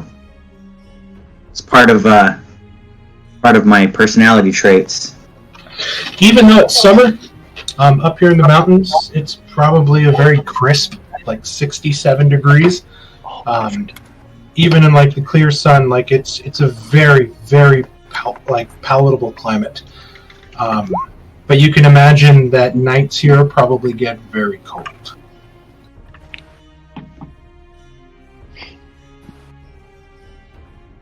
God.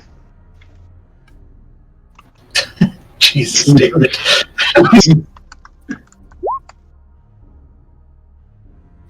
Well, anyway. I'm gonna not touch that one. With that, I say God bless you and Godspeed. And, well, we hope to see you over there. And the dwarves Glory cannot be subdued. You shall see us. You shall see us there. all the dwarves just sort of bow low. Very, like, at the waist, very deep, very, like, in reverence. And it's kind of a very humbling thing. They're sort of like royalty before you, and kind of generals of an army, kind of like, sort of bowing in thanks to you guys. It's kind of nice. Then you hear Gwenda kind of speak up. So, I take it you want to see Proudbuckle first? Yes. All right, Please, follow me. right. She takes you on a very quick route through a couple buildings.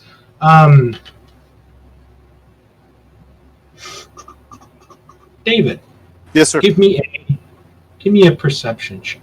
Perception. Here you go. Not very strong in wisdom. I noticed nothing. You sort of begin to see something, and then you're kind of bumped into from behind by Oriana, who's kind of looking the other direction, and she kind of like whisks past. And you kind of get caught in the shuffle again and kind of like herded forward as the group is following Brenda, who's moving very fast through here. And after about a 5-minute walk, you guys get to the front of a very austere-looking stone building. Again, like looking closer now along the outside, it literally looks like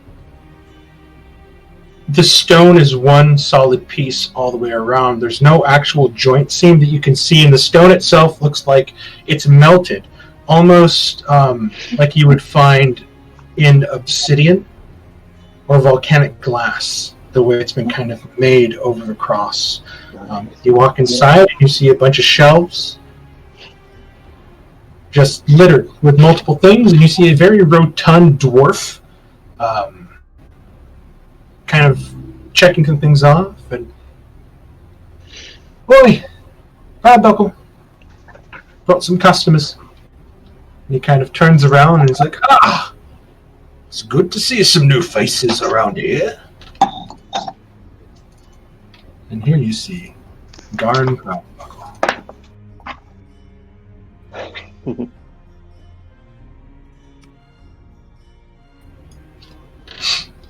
What can old Garn get for you? What do you need? Well, first, I'll greet him in Dwarvish and say it's a pleasure to meet you. We've actually met Godric. His family, is he not? Ha! You've met my little brother. You must be them blokes he keeps talking about and sending letters. Small world. And he kind of gives his big old fat meaty hand out and kind of shakes it. I'll shake it gladly. He told me you did him a pretty good solid back there in Dusthound. But I never would have expected that you'd be the group that'd be coming up there. I had heard rumors that they were calling up the Black Hearts, but all the other rumors said that they were done for. Well, he's too modest. He did us a huge favor as well. Helped us get into a party we needed to get into and helped us out immensely. Sounds like my fluff of a brother. Too busy trading spices and jewels and not out here in the war front trying to help the people regain what's ours. I take it, since you're with Grenda, and he kind of scowls at her, that means that I won't be receiving any gold for this transaction. She's like, just put it on the tab. Gone. Buy you a drink later. Do you happen to have health potions as well? I don't. You might want to check in with the Vestal over at the Temple of Elders. They might be able to help you out. They're the ones that'll be healing this lot when the fighting gets going, if you know what I mean. I was looking to get some rations, if any you could spare. I'm actually currently out.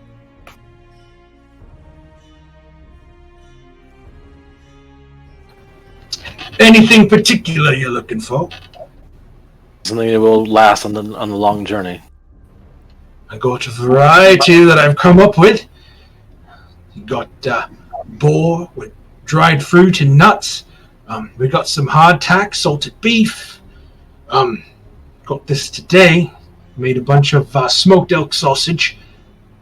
Take with you. Just really, whatever you want, just let me know. I'll take the boar and dried nuts. That sounds good for me. He's like, and then I'll put it on the tab. And he kind of gives her a sour look, and she just kind of flips him off. I'll take the boar and the dried nuts.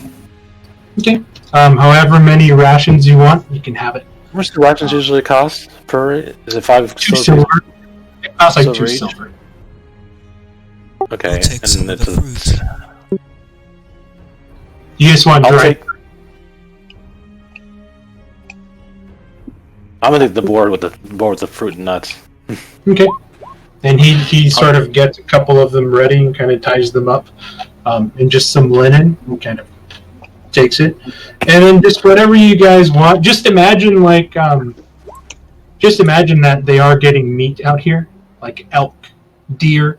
You do see like pigs and cattle that have been sort of like set off to the side as like extra food and stuff like that. You actually see where they're cultivating what looks to be like grain, and people are kind of like going over it and sort of tending to it near and outside the camp. Like they've got this sort of working in a way where they're able to make things they need, and he's able to sort of bring in stuff via the airship with Ganon's help, like as they make their way in and out using his connections to kind of do that. So, I mean, whatever you think you guys want, like you want some Landjaeger sausages, they've probably got the smoked Landjaeger, beef jerky, all that good stuff.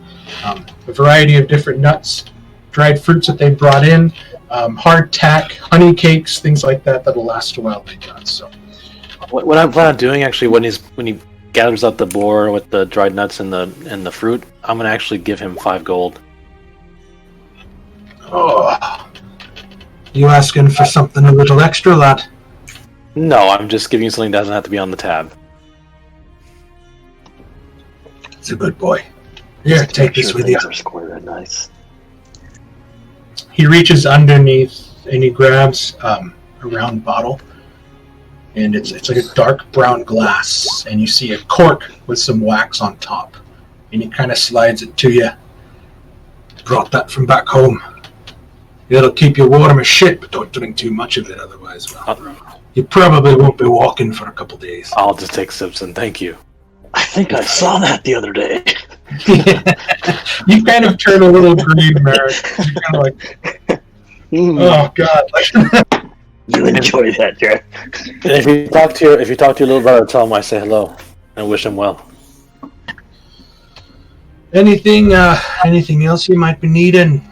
Harnesses. We left the climbing gear. Climbing gear for sure. We left the one tablets. Where did we leave the tablets? Because they're still on my inventory. I can't carry these anymore. Tablets are back at the yeah, base. the tablets are back at Dracula. I'm gonna take these off. But I did take rubbings of them, which I have written on my character sheet. So I used chalk and made a rubbing on parchment of the tablets, so we can still study them.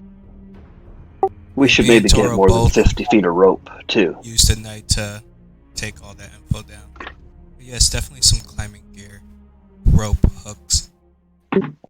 Some pitons. I smile a little at the blessing of police because I don't need no stinking climbing gear. I'll just fly. Those of you that want to take climbing gear and pythons and everything like that, add them to your sheet. That'll be added to the tab. Yeah, so take what you think you'll need. You kind of have like carte blanche with the general supplies.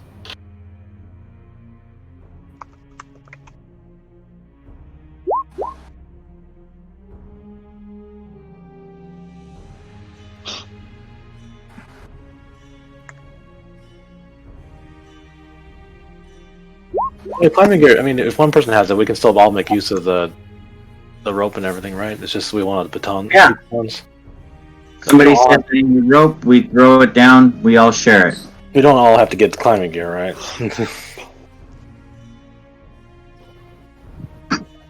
No, one person can set a python and attach a rope to it, and we can all use it. Okay.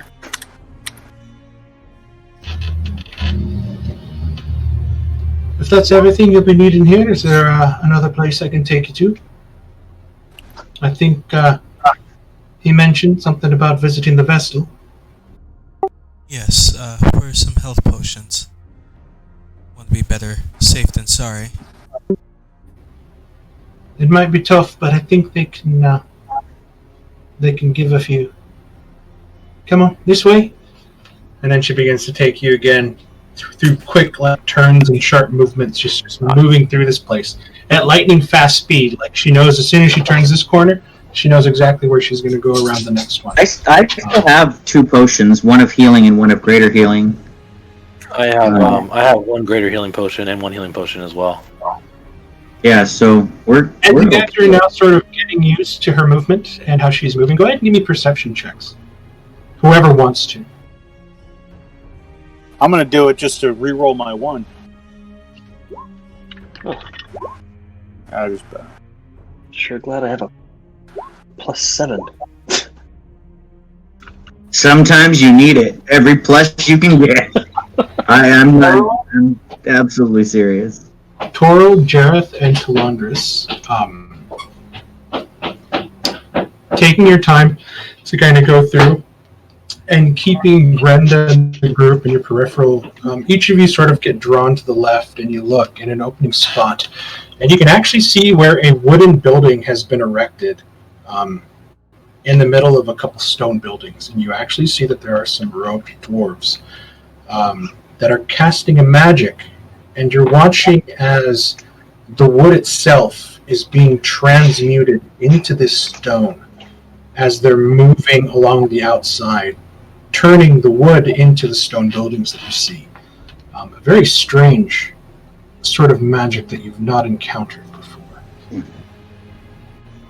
I'd pause for a second and marvel at it before we continue. Yeah, I would do the same. I mean, it's interesting to see one material being transmuted into another. It's a use of magic I have not seen used before. Glinda, And as you start to look, you can see that the stone is almost like moving in a fluid motion, covering the wood, and you can actually see like a 1-foot patch of the wet stone moving, kind of like a scanner moving across the wood, and everything it leaves behind is hardening into the dark black grayish stone that forms most of the buildings. as we're moving, I'll just call out Glinda. What kind of magic are they using there? They're just transmuting the wood to stone. It's pretty simple, actually, at least to us. Balthazar scoffs a little bit at transmutation spells. I find it very useful if you have a forest around and you want to make buildings out of stone. That seems like a great way to do it. I think elves would be insulted, though. Well, there is a saying. It's the elf in the wooden castle that's crying in the ashes. And she kind of like looks to you, Talandris, and kind of like a sorry. Kind of like, sorry, you know. Sorry, But, not sorry. Yeah.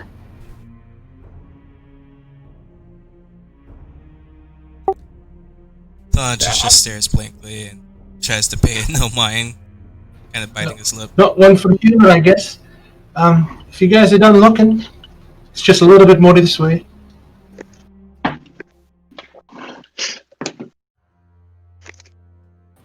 And you reach another small, squat building. This one inside adorned with these small little crystals placed in sconces that give off a blue light inside.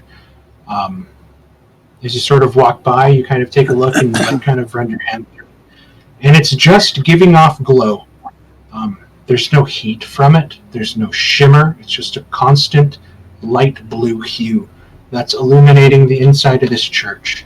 And you can see that there are some stone benches that have been kind of made inside. There's 3 separate altars in the front and smaller shrines off to the side. And you see a couple what look to be like hooded, cloaked acolytes kind of moving around, and a sort of older, like bowed back, older dwarven woman kind of lighting candles in front of the 3 large cathedrals. Or not cathedrals, you know what I mean. The 3 larger shrines. Spire or something? Altars. 3 larger altars. There we go. I couldn't think of the word either.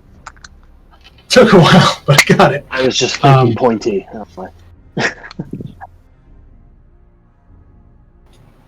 And you hear Grenda kind of move forward. Nolan Grum, Madam Vestal, we have some guests here that may need your help.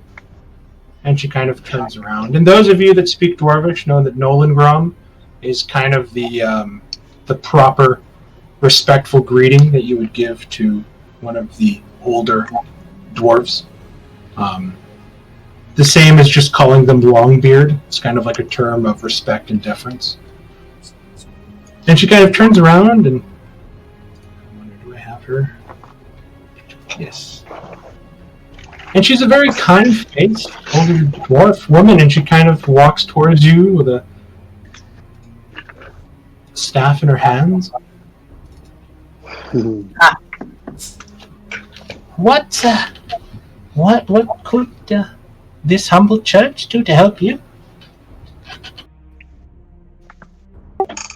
Hi, yes, we were coming to see if you had any spare health potions that we could acquire. I might have a couple I could spare, but most needs to be kept for the war front. It's understandable, only what you could spare. And you see her call out, Elarna, Brunhild, come here, please. And you see like the two smaller acolytes kind of come over, and you see that they're very young. If you would guess, like they're probably in their teenage years of dwarfdom, which means they're in their 20s. And they kind of come over, and she's like, can you grab one of the crates of the healing potions here? We can see what we can spare. Yes, Mom. They kind of like walk off, and after a while, she's just kind of like, she's just kind of looking at you, Vestal Rathona, and she's just kind of smiling. Her gaze is a little dreamy, and she's kind of looking off. You don't know exactly if she's focusing on you or she's kind of staring off into space a little bit. You're not quite sure. But as soon as the steps and the jingling of glass inside a crate comes, you watch as she comes over and lifts the lid. And, we have 4 to spare, if that is okay. It is more than okay. It is quite generous of you. All we ask in return is maybe a small donation to the church. Seems standard. I'll drop, let me actually check my funds before I just say an amount. I could probably do like 5 gold or something. I'll give her 10, and but that 10 plus, yeah. We'll give her 1 platinum. So I'll drop go it to ahead. You platinum. guys have 4 potions. These are just regular healing potions to give yourselves. So go ahead and split that up the way you want to. The sort of tithe is happily accepted. And she just kind of says a small prayer to you guys as you guys begin leaving.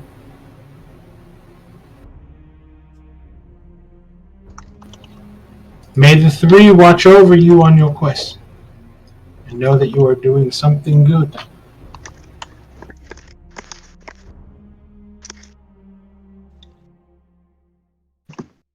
Thank you for your hospitality. So there is general supplies taken care of, healing potions found and gotten. Is there anything else you guys would like to do before you head off in the morning tomorrow?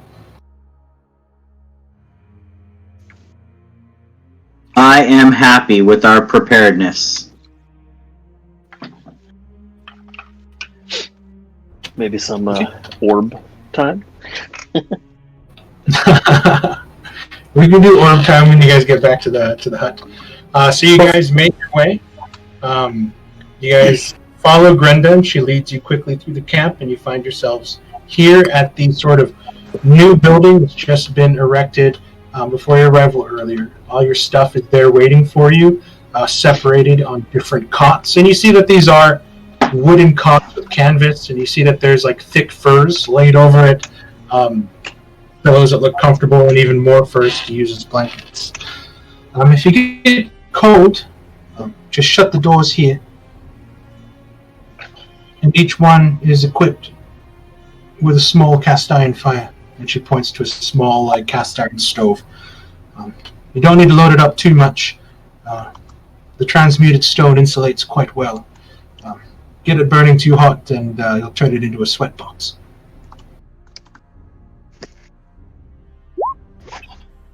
Mark, do they have like messenger ravens where I could send a message? Here they do not. Okay.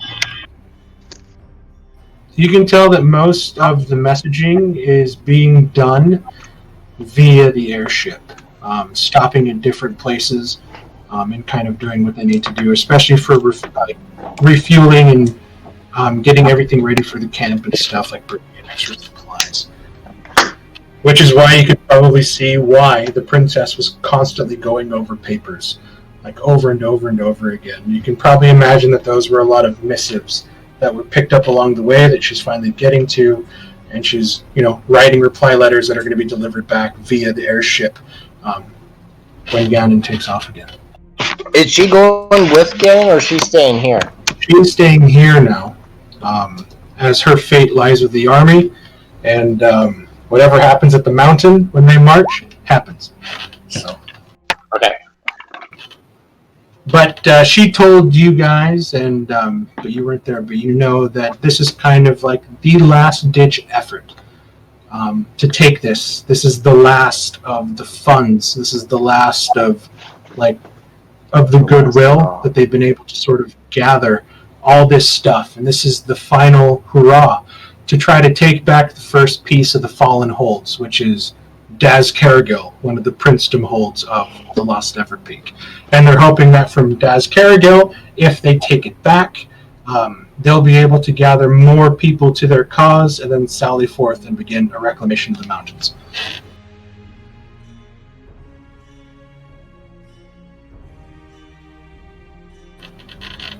Oh, and another thing she would have told you guys, that this is my fault, I totally forgot about it. Along with going into the Brindwar, she would like you guys to secure the ancient forges, because it is there that the true bounty of the mountain truly lies, in the 5 rune anvils. And that is the power and strength of Mount Silverhorn.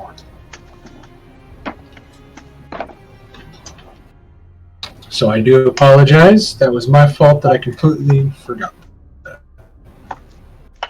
Oh, sorry, what was that again real quick? The ancestral forges within Daz Cargill or Mount Silverhorn is the mountain's true power. Because inside they have, or hope to still have, 5 rune forges used to create weapons of power. That's what they want to play. Callus. Okay. Yeah, Callus, this would immediately grab your attention, as the rune anvils are something of like dwarven legend and lore. There weren't many clans that had more than one, and in the hands of a proper runesmith, you could actually march these anvils to war and actually use its magic and might during battles by striking it with hammers, or you can use it to create wondrous things. These are like dwarf arcs of the Covenant. Pretty much. These are dwarf items of incredible magical power. And you know that most dwarf societies, they don't have a lot of wizards. They don't have a lot of sorcerers within. Most of their power comes from rune magic. At least those that stayed in the mountain that haven't studied, at Saradane, where Balthazar went to study magic and stuff like that.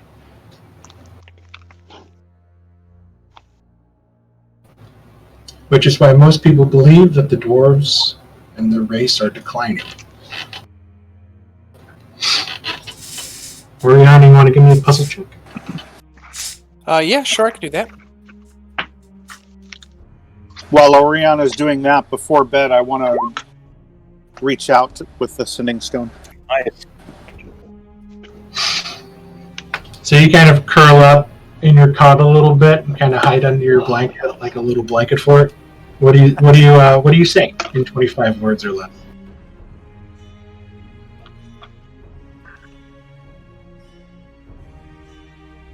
Sorry, I got pinged on my phone. I basically want to reach out, connect with the mistress, and tell her of this wonderful journey of this flying ship that I had never seen before. I know she's always hungry for some information, and I would love to tell her of this magical flying ship.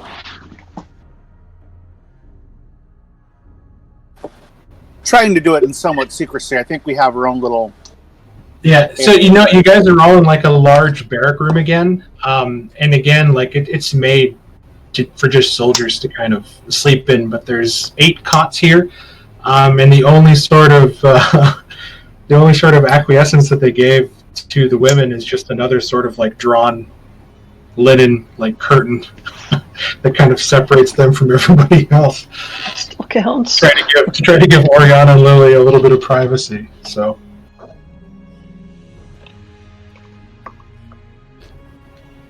Let's see, you hear her call back. That does sound like fun. Perhaps the next time we meet, you'll let me ride. And you hear like a giggle.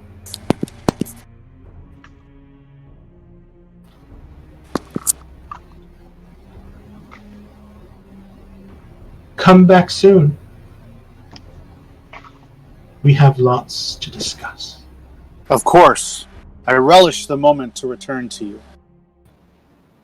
And you're so caught up in the moment that you forgot that you weren't able to reply. And you're like, ugh! Fuck. While handy, the stone can be quite a pain in the ass.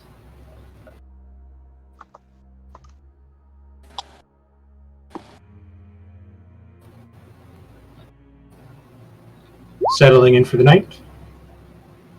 You guys close the door, start the stove, get comfy, you fall asleep. Early in the morning, you hear trumpets kind of ringing out, calling a sort of revel to kind of get the group and the camp up and running. Sounds of marching feet begin to burn away the trumpets. And you guys begin to get up, get ready for the journey ahead. As you open the door, you see standing there, bright-eyed and bushy-tailed, fully dressed in her armor with her battle axe ready. It's Grenda Silverstone. Come on, I'll take you to the galley, get some breakfast, then I'll take you to your horses. I will eat quickly in anticipation of You guys go. spreading Valor's justice. You guys go, and there is just like it's a very heavy breakfast.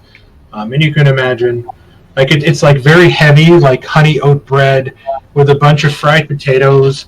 There's not really like a green vegetable to be found in sight. There's just like a lot of pork, everything.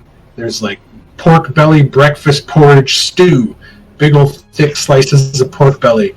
And it's just like everything fried that you could possibly think of that you're like, man, if I eat too much of this, I'm probably going to have to take a nap in my saddle. Or crap. Yeah. But nonetheless, it is very warming. It is filling, and it is quite a comforting meal to eat. You guys sort of drink it with whatever you wanted, watered down ale. There's not like a bottle of wine to be found anywhere around here. And after breakfast, Grenda takes you, and she brings you to your 6 step ponies that you requested. And you see this sort of like long, furry, hairy, short, squat ponies. Not the sort of like large, striding riding horses you were expecting, but they are quick, and they are quite a hardy breed bred for the mountains. I'll get on my horse.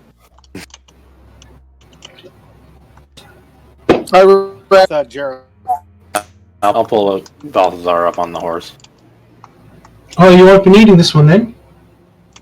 I'll have him return to the stables. Yeah, you might as well not take all your horses. Yeah, I'll ride a horse. I'll ride with somebody because I'm pretty light. I'll take a horse. I need my own horse. So I'm sure I'm gonna build so very tall on theirs. The step ponies are only going to be able to take 1 rider per. Oh. So if you're gonna bunk with somebody on the horse, you're probably going to have to ask Lily to ride with her. No more. Since she has. I want the little horse that Antonio Banderas uses in 13th Warrior. Only Anara. Yeah, that's what I want. I want to see Jareth. Well, not as cool. Well, not as cool as not as cool as the Dune Stallions. of Haran. You kind of get on it, and it's it kind of looks like a barrel with legs, but there's surprising power in those legs when you sort of saddle up and get going on it. They're very intuitive horses, so you nudge it with your knee, and then it begins to turn in that direction. So you're having pretty good confidence that this little guy's going to... I like this little guy. Yeah. But, I mean, Talandris looks kind of silly on this thing, and you can only imagine, like, Jareth in the saddle of one of these. So it's kind of funny. Lily, Oriana's wondering if she can ride. Okay. So the girls are bunking up on Avalon. That's a cool name.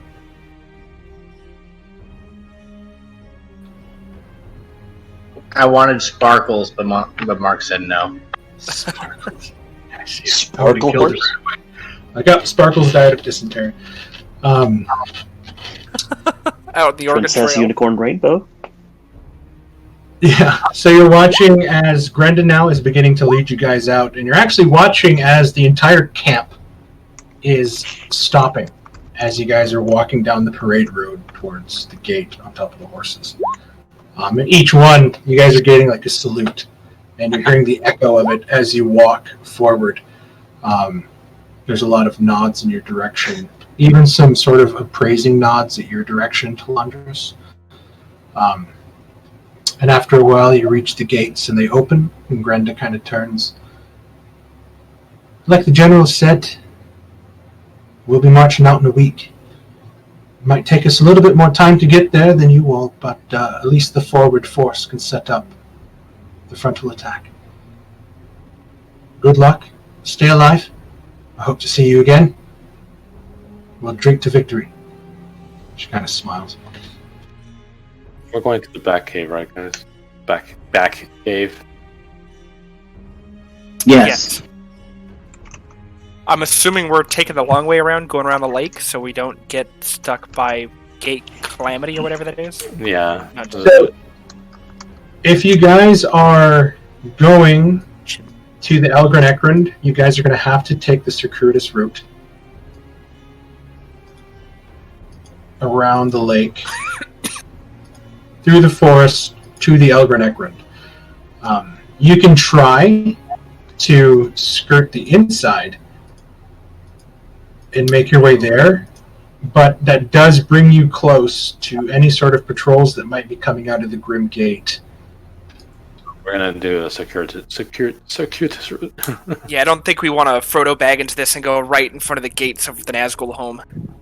No, that's why we brought the extra rations and why I prepared the extra spell. Okay. And you guys set off. Hold on, Balthazar. The early morning is still quite dim. The hues over the mountains turning from the dark blue to a very light purple as the sun now begins to break. And you're feeling that coldness of the last ebbings of early dawn being burned away as the sun begins to ride, as you guys make your way across the wilderness of this upper mountain valley. Standing sentinel as if watching you are both mountain peaks. Incredibly hard to miss against the, in the foreground of the mountains, standing tall, resolute.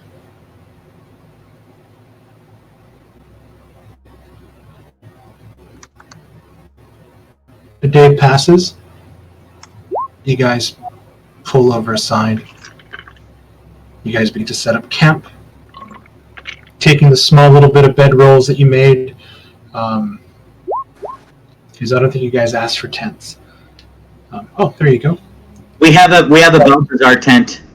Balthazar makes a tiny hut, and you guys, you can make a fire inside, and you guys are cozy, feeling safe inside. Do you guys want to make watches? I'll still take a watch. I'll watch in case someone take their horses or something. I'll take Yeah, a the watch horses- since I only need 4 hours. Yeah, the horses won't be able to fit inside the tiny hut. Correct. Yeah, the ponies definitely can't make it in. No, we would need 2 tiny huts. One for the ponies. One day, maybe one day. Okay, who's on first watch? I'll be first. I'll watch in the dark. Okay, so if you're on first watch, type your name and How many do we need for first watch? so it'll be Jareth. I mean, you guys have 8, and you're going to need 4 watches. So you guys can double up, or if one of you guys just wants to be like, "Can I sleep?" then you guys can sleep. So After 4 What? hours, Talandras will watch with whoever. okay, you're going to take the late watch. I'll take the last watch in the morning because I like to see the sunrise, so I can be closer to Lore when he arrives in all his glory. Yeah, Belthar, you can actually rest the entire time because if he only needs 4 hours, he can take 2 watches. So Well, I still like to get up before sunrise because no, I'm talking about Belthar. You. Yeah, Balthazar. Balthazar is old and begrudging. He's gonna sleep. He's not watching anything. Yeah, I'd be willing to take Balthazar's watch too. Okay, so Jareth Merrick. Just note. So just note that you can only take 1 shift of watch, otherwise you won't get the benefits of a full rest, and you'll wake up with a point of exhaustion. Yeah. And pretty much I want to do this now to set up, I want you guys to set up a permanent watch schedule on this adventure. So, Well, I'll always take the morning watch then, the last watch. I take the beginning because I'm a human, and it helps me to see better because the sun is just setting and everything. And I'll Yeah, always almost cast a human. tiny hut for us. Yeah, I'll take Always the take first watch the- with Gareth. Later watches. is it going to be Callus Oriana for the second watch? Oh, yeah, I can take the second watch. Yeah, I'll take the second watch, but I'm mostly going to be watching Oriana. Did, We're checking out 3 orbs. did we lose Lily? I'm here. Okay, I didn't. Lily, did you want to take third watch with Tondris? Sure. Okay, so I have the permanent watch. That way we don't have to try to figure this out again. Jareth Merrick, Callus Who am I on Oriana, watch with, Mark? Talandris Lily. Say that again. Who am I on watch with? Talandris. It's just said that staying he'll up. he'll take 2 watches at the end since he only needs to meditate. That way Balthazar can get his sleep and his rest. Then who am I watching with? Talandris. You are watching with Talandris on the third watch. Okay. Unless you guys want to let Talandris watch on his own, and Toril and Lily can take the last watch together. I'll watch with Talandris. Okay. Yeah, I've lost interest in Lily. She's too much of a bitch. It wasn't that good. And it's not you. I mean, I tried. I tried making that love connection. Jesus. I know. I thought it would be kind of cool to have PCs that would, like every other movie, kind of like each other. Chris wants to be a little bitch about it. Chris It only was make- ruined once Lily let us all join. Yeah. Fall in love with Oriana. Come on, man. That's not cool. all guys. of Chris's female characters are lesbians. All of Chris's female characters are either lesbian or not interested in guys. Something's wrong with them. She already has a boyfriend back at her home. She already And she told hasn't you. said that. Yeah, she did. He has a boyfriend in Canada. His name is Teddy. We met He's like 12 inches tall We and met sleeps at under a space bed. camp. Right? Okay. So everybody gets settled in. The horses are tethered up to some trees. They're sort of just grazing around on the tall grass that's around them, content as can be. The fire is inside the tent. So are you guys making 2 separate fires? One inside the tent and one outside? How is this working?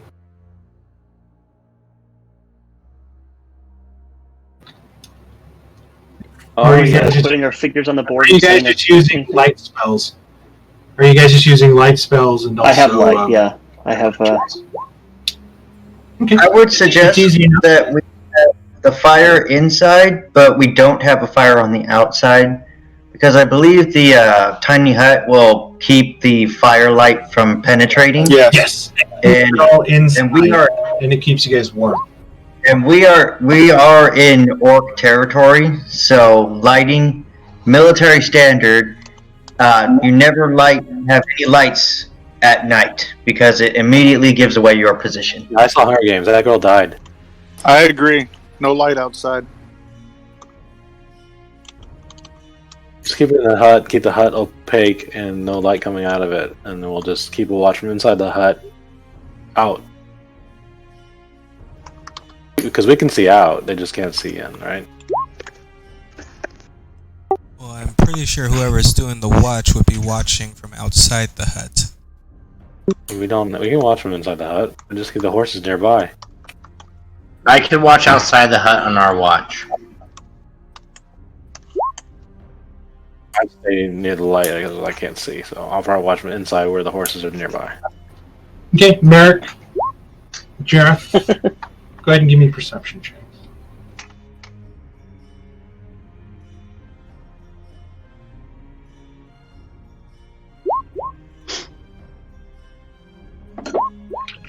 There we go. You guys begin to sort of make the rounds.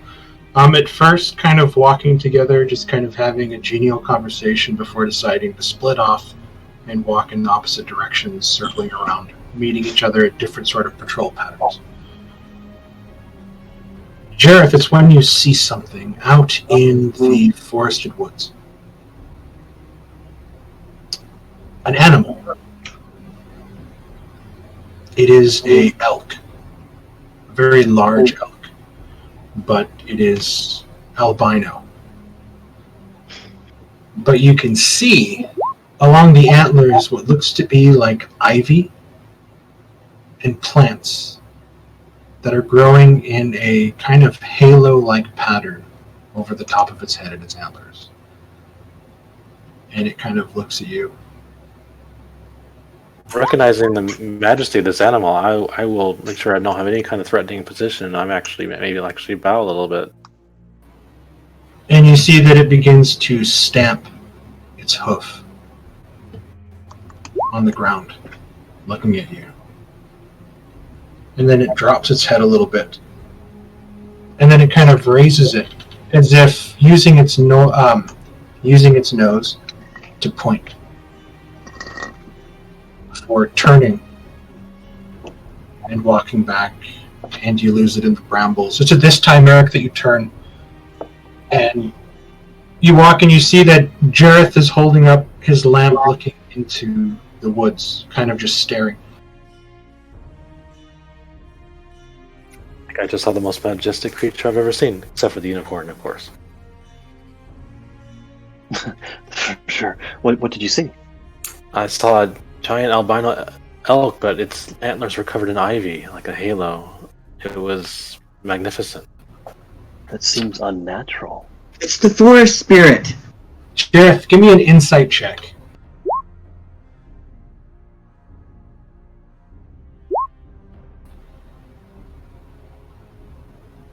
You sort of remember it was standing, and remember the way it was pointing with its muzzle as it kind of inclined its head, and you turn around, and you're looking to the southeast of your position. And it seems to be pointing you in the direction of where Estoc is. Oh. I think it was an emissary from my goddess. That's my home.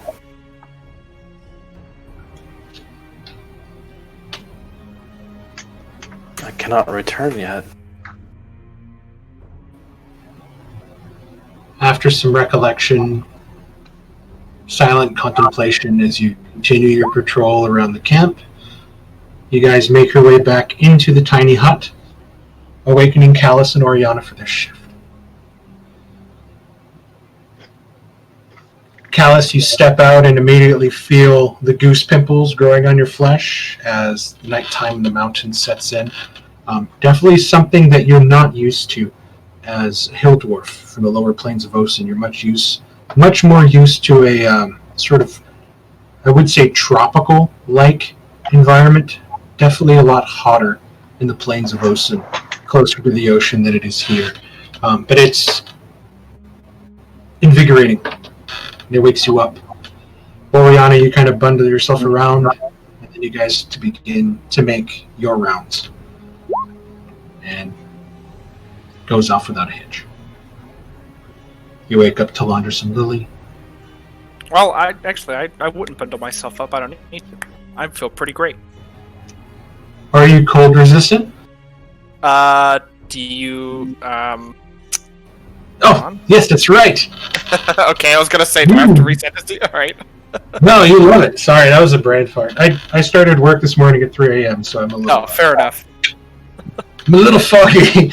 This is why I couldn't think of the word alter earlier for 5 minutes. So... and yeah, you go through and you kind of walk around, and it's just the sounds of the night forest that are kind of chirping and chirping and chirping, and passes by without a hitch. Wake up to Laundress and Lily. Volunteer to wake up Laundress because it's always fun to wake him up. Oh. Hey, it's your turn. I'll just calmly stand up since I was just in a meditative state with my legs crossed. Grab my blades. You kind of knew it was going to happen too. You're like, as soon as Callus said he was taking second watch and you were taking third, you're like, he's going to do it again. It's where I see if I can catch him off guard and push him over. So cow tipping. It's called elf tipping. Yeah, we used to do it in the war with the business. It's called fun. I'll start letting him think So he's doing it, but I'll roll back just before his hand presses. To Laundress Lily, though dark outside and sort of in the deep cover of the trees in the wilderness that you're in, you're not really picking much up except just the sounds of normal nocturnal animals and insects, birds kind of chirping around, the hooting of owls. Watch is over, you go ahead and you send Lily back in for her last 2 hours of sleep. Toro awakens, begins his prayers, and then continues his watch, pausing only to watch the sun crest over the mountains again. And you guys break up your small makeshift camp, resaddle the horses, get them brushed down, make sure there's no burrs or anything on them, and you guys continue your journey. As you're going, I need you guys to give me a perception check. Everyone? Everyone. Not a natural one, but it is a 1.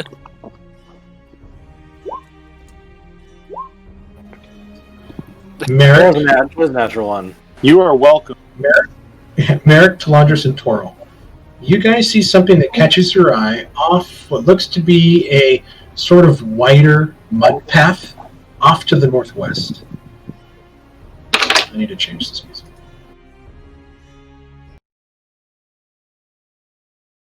Describe that one more time.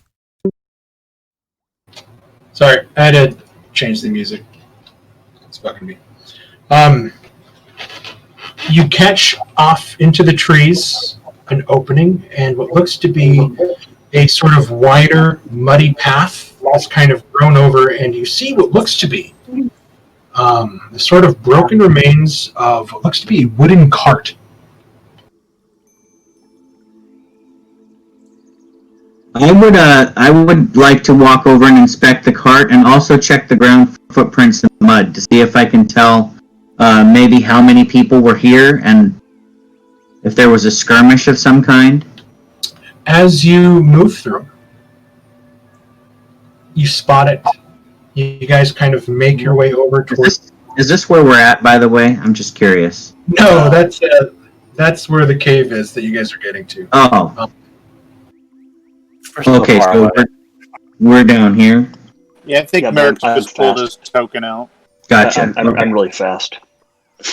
I just didn't know where the group was. I was getting a visual in my head of where we were traveling. Cool. Okay, so I'm approaching this broken down cart and muddy area. You guys are about here. Awesome. And then I'll just move Merrick's token as you guys go through. I So like you watch. to visualize the terrain and area we're traveling. Yeah. So Talandris and Merrick, you guys watch as Toro kind of breaks off from the sort of two abreast riding that you guys are doing. And the rest of the group picks up on it a little bit. And you watch as Toro slows, making his way closer towards a copse of trees before dismounting. Toro, as you take a look around, you can see evidence of what looks to be a group of things that have moved through here. Very wide, large footprints that have kind of muddied up the ground. And you get closer and you see this broken sort of, it's a very poor looking wagon. Almost looks like as if it was made of like driftwood that's been kind of battered together with long nails. It's not very good, but you can see that it looked pretty sturdy. Sort of laying on the ground, kind of cut open and butchered, are two large, like doll mountain goats. Flies buzzing around them. One of the wheels kind of broken.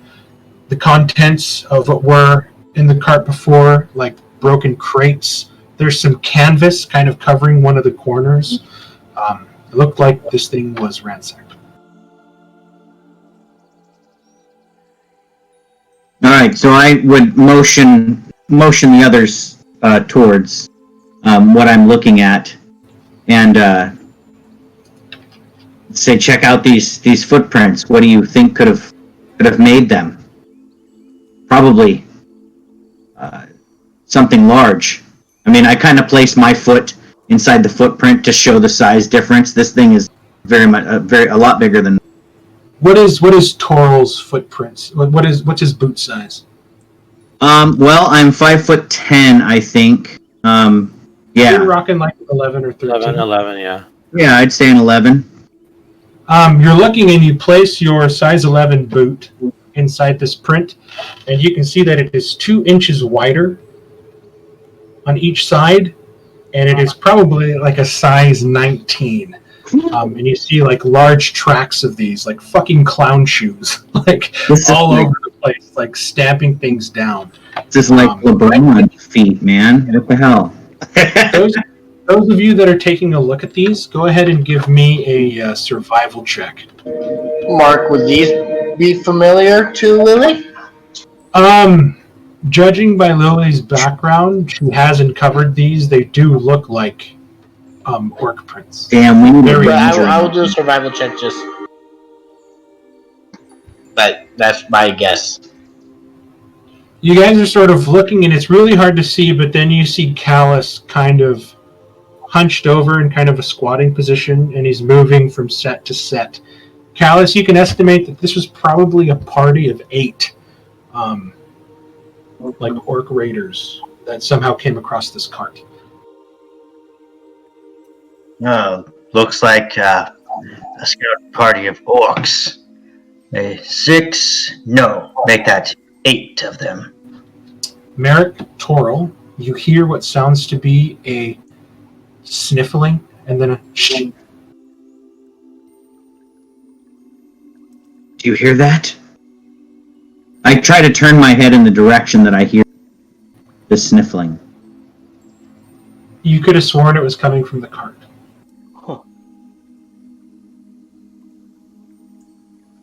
Perhaps there's someone. Yeah, I will approach the cart and start kind of digging through it, lifting up a board or two, cautiously. You begin moving towards the cart, and you're drawn to the canvas that's hanging off of the corner and up to the ground.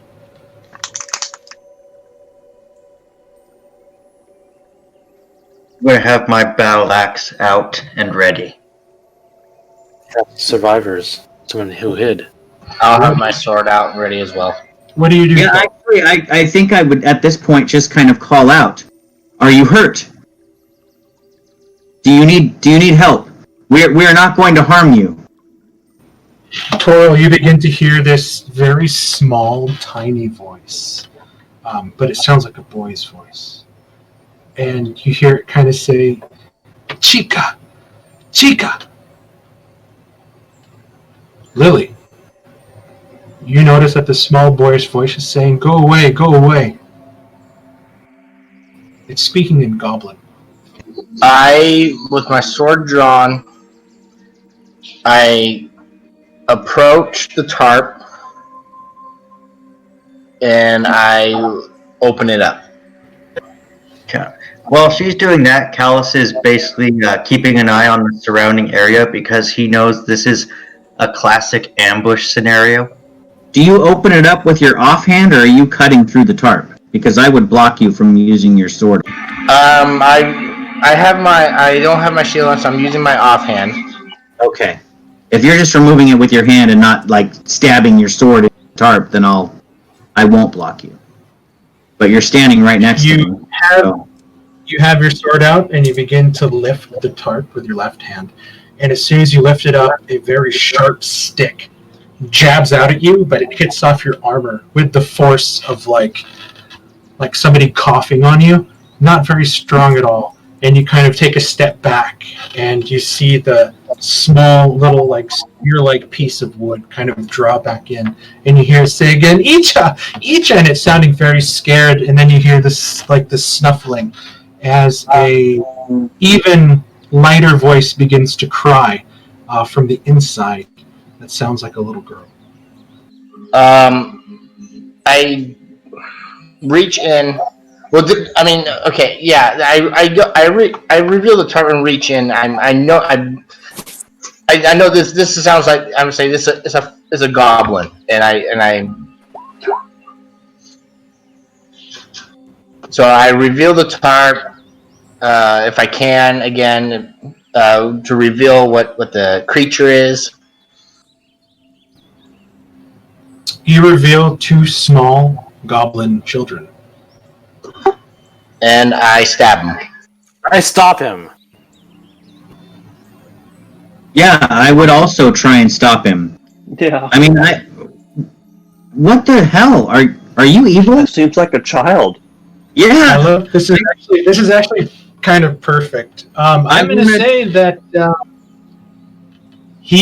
Lily manages to skewer one as she is right there, and she begins to pull back and aim for the girl. I'm going to cast a spell on her. Uncanny dodge. Help! I have it prepared, so That's my strength check to grab her. I need her to make a wisdom saving throw or be paralyzed. I'm grabbing while you're doing that. That's my strength. Lily, I need a dexterity. I need either an athletics or acrobatics check to escape the grapple, and a wisdom saving throw. Okay, well, I will do, since Jared rolled first, I'll do Jared. I love how you didn't. You are definitely grappled by Jareth. I love how you didn't give me the chance to even describe what these goblin children look like. But you did succeed from the whole person. But to heal a child, I'll hold on. All right, so you're holding on to her. My spell was ineffective. Her power was strong. I will draw my sword and across my sword against her sword and say, "Do that again, and you will bleed." They're goblins. They're also children. You don't need to. They're green. They're green skins. Lily, for the first time in your rage, you look at these goblins. You see the telltale pointed ears, the sort of small rounded faces, but you look at the skin tone, and it's not green. It's a sort of tannish brown. The eyes aren't as saucer-like as the sort of mountain-dwelling goblins that you're used to. It's sort of like a large almond, but the features of the goblinoids are there. But as you're looking at them, you're just thinking that you've never really seen a goblin child before. maybe this is just what they look like. Can I like? Is there a way to push her away, interpose myself between him and them, and also touch the child to heal it? The child's dead. Not having unconscious. No, he got stabbed with a sword. I looked at And Jared. you guys used the child was stabbed, and you guys used your subsequent actions to try to restrain Lily. So there just wasn't enough time to get back to the child. As now, you can imagine his little sister is now kind of crying over the brother. And no, I can't find like really good pictures of goblins that aren't like creepy, scary goblins. So it's really hard to find like goblin children that aren't kind of ridiculous. Oh, that picture I sent's pretty good. All creatures deserve a chance at redemption, and evil is not born into these beings.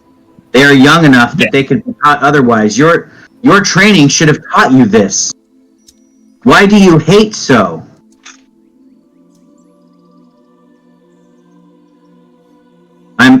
I'm in the moment. I'm role playing. I was trained to kill the greenskins, and that's what I was doing. Really, we're not greenskin. Even babies? Children? Yes.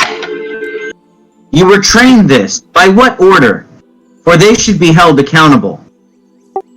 Well, from what I've heard on the islands, did the people over here not war with the greenskins in such a way?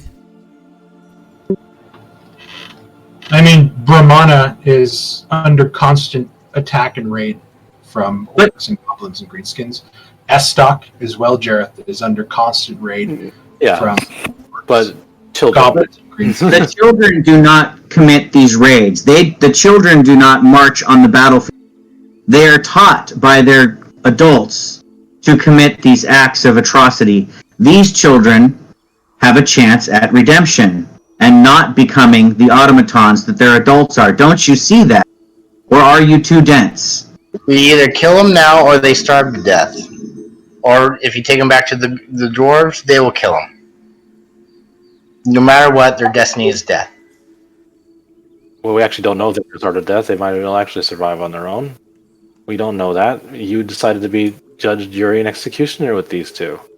Right, Maybe and I don't people think they run that's our across won't be place. so quick to judgment. Just like it wasn't our place to slay Oriana the moment she was innocent. And I look over at Oriana. I say she deserved a chance to explain her actions and to redeem herself, just like these children do. They haven't committed acts of terror.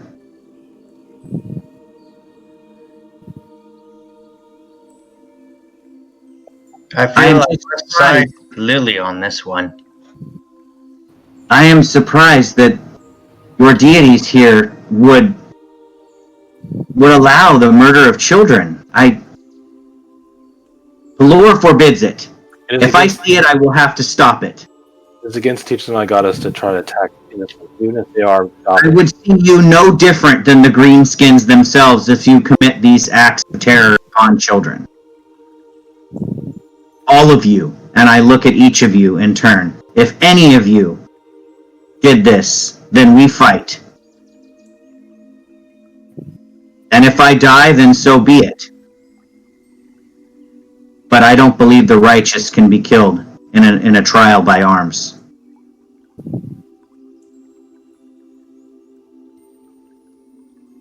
That's not the scariest thing he's ever seen. If the scariest thing you've ever No, the seen... goblins. The goblins right. poking at him with a stick.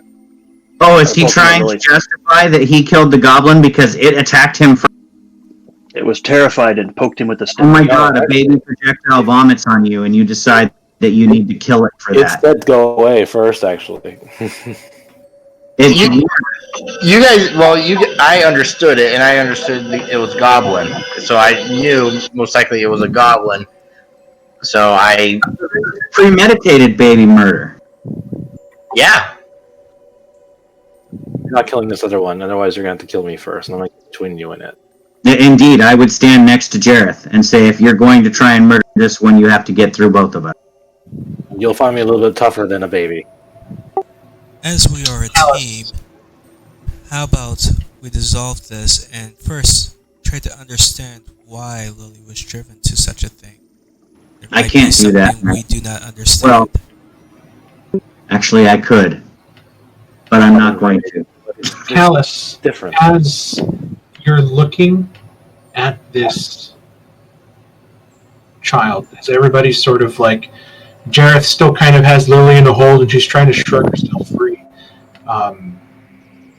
And Toral's just kind of irate right now at the way this life was lost. You sort of move a little bit closer and you see, now that the scene has kind of settled down, it's very strange to see these goblins. They're goblins, and you're used to them being these savage, sort of leather-wearing creatures that would sort of gnaw your flesh and poke your eyes out at first will. They seem to be wearing very sort of human-like clothes. You see, like, the boy, whose shirt is now bloodied, has like a kind of a soft linen, but there's like a leather vest with furs kind of to help protect against the cold. The girl is wearing somewhat of kind of like a dress with like pants underneath. It's very odd. Which one's still alive, the boy or the girl? The girl's still alive. The boy had the stick, and I killed him first. Yeah, the girl was being shielded by the boy. So, out of curiosity, what is your reaction, Lily? Are you backing away from Jareth and I, or are you trying to press the issue? I'm not backing away. Well, then I'd take a step forward and force you to back up. If possible, I'd like to use this moment to go to the child and see if it's alright. It's physically cowering away from you. But well, still like in a kind of like reaching out towards it, maybe offering a bit of. It's like wincing, but you can still see it's like it's trying to hold on to its brother. It's a very heart-wrenching kind of thing that you're looking at right now. I think that before too much time has passed, I turn to Jareth and I say, I could save its life.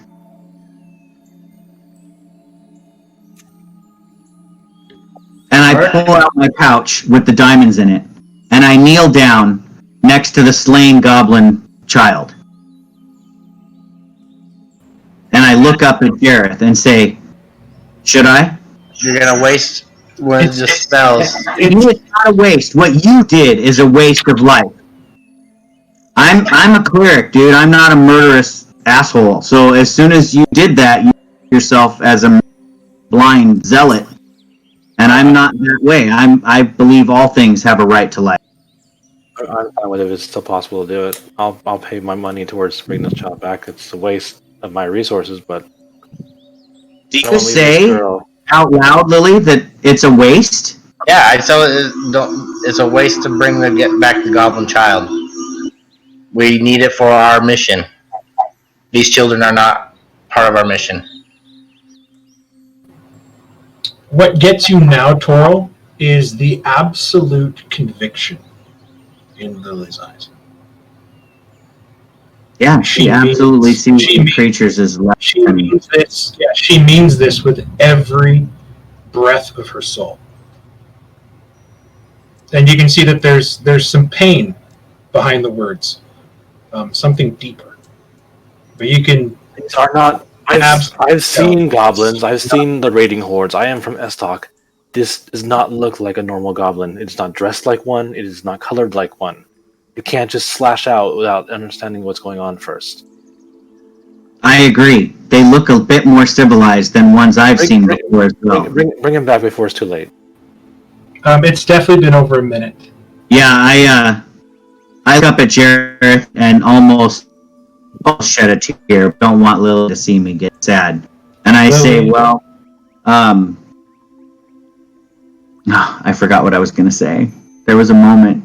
Oh, I can't believe that I ever thought that you had a heart. And I stand up and walk away from. I come up behind Lily and just, not any forcefully or anything, I just place my hand on her shoulder and just ask, why do you hate them so much? What did they do to you?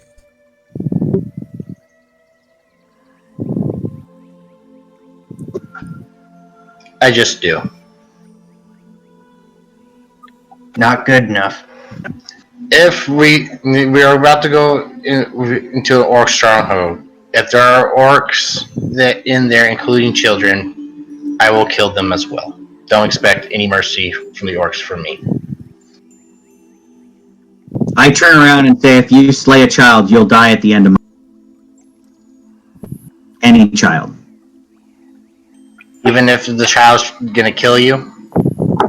The child would not kill me. And are you sure about that? You're willing to risk your life for that? Yes. I am willing to risk my life for good.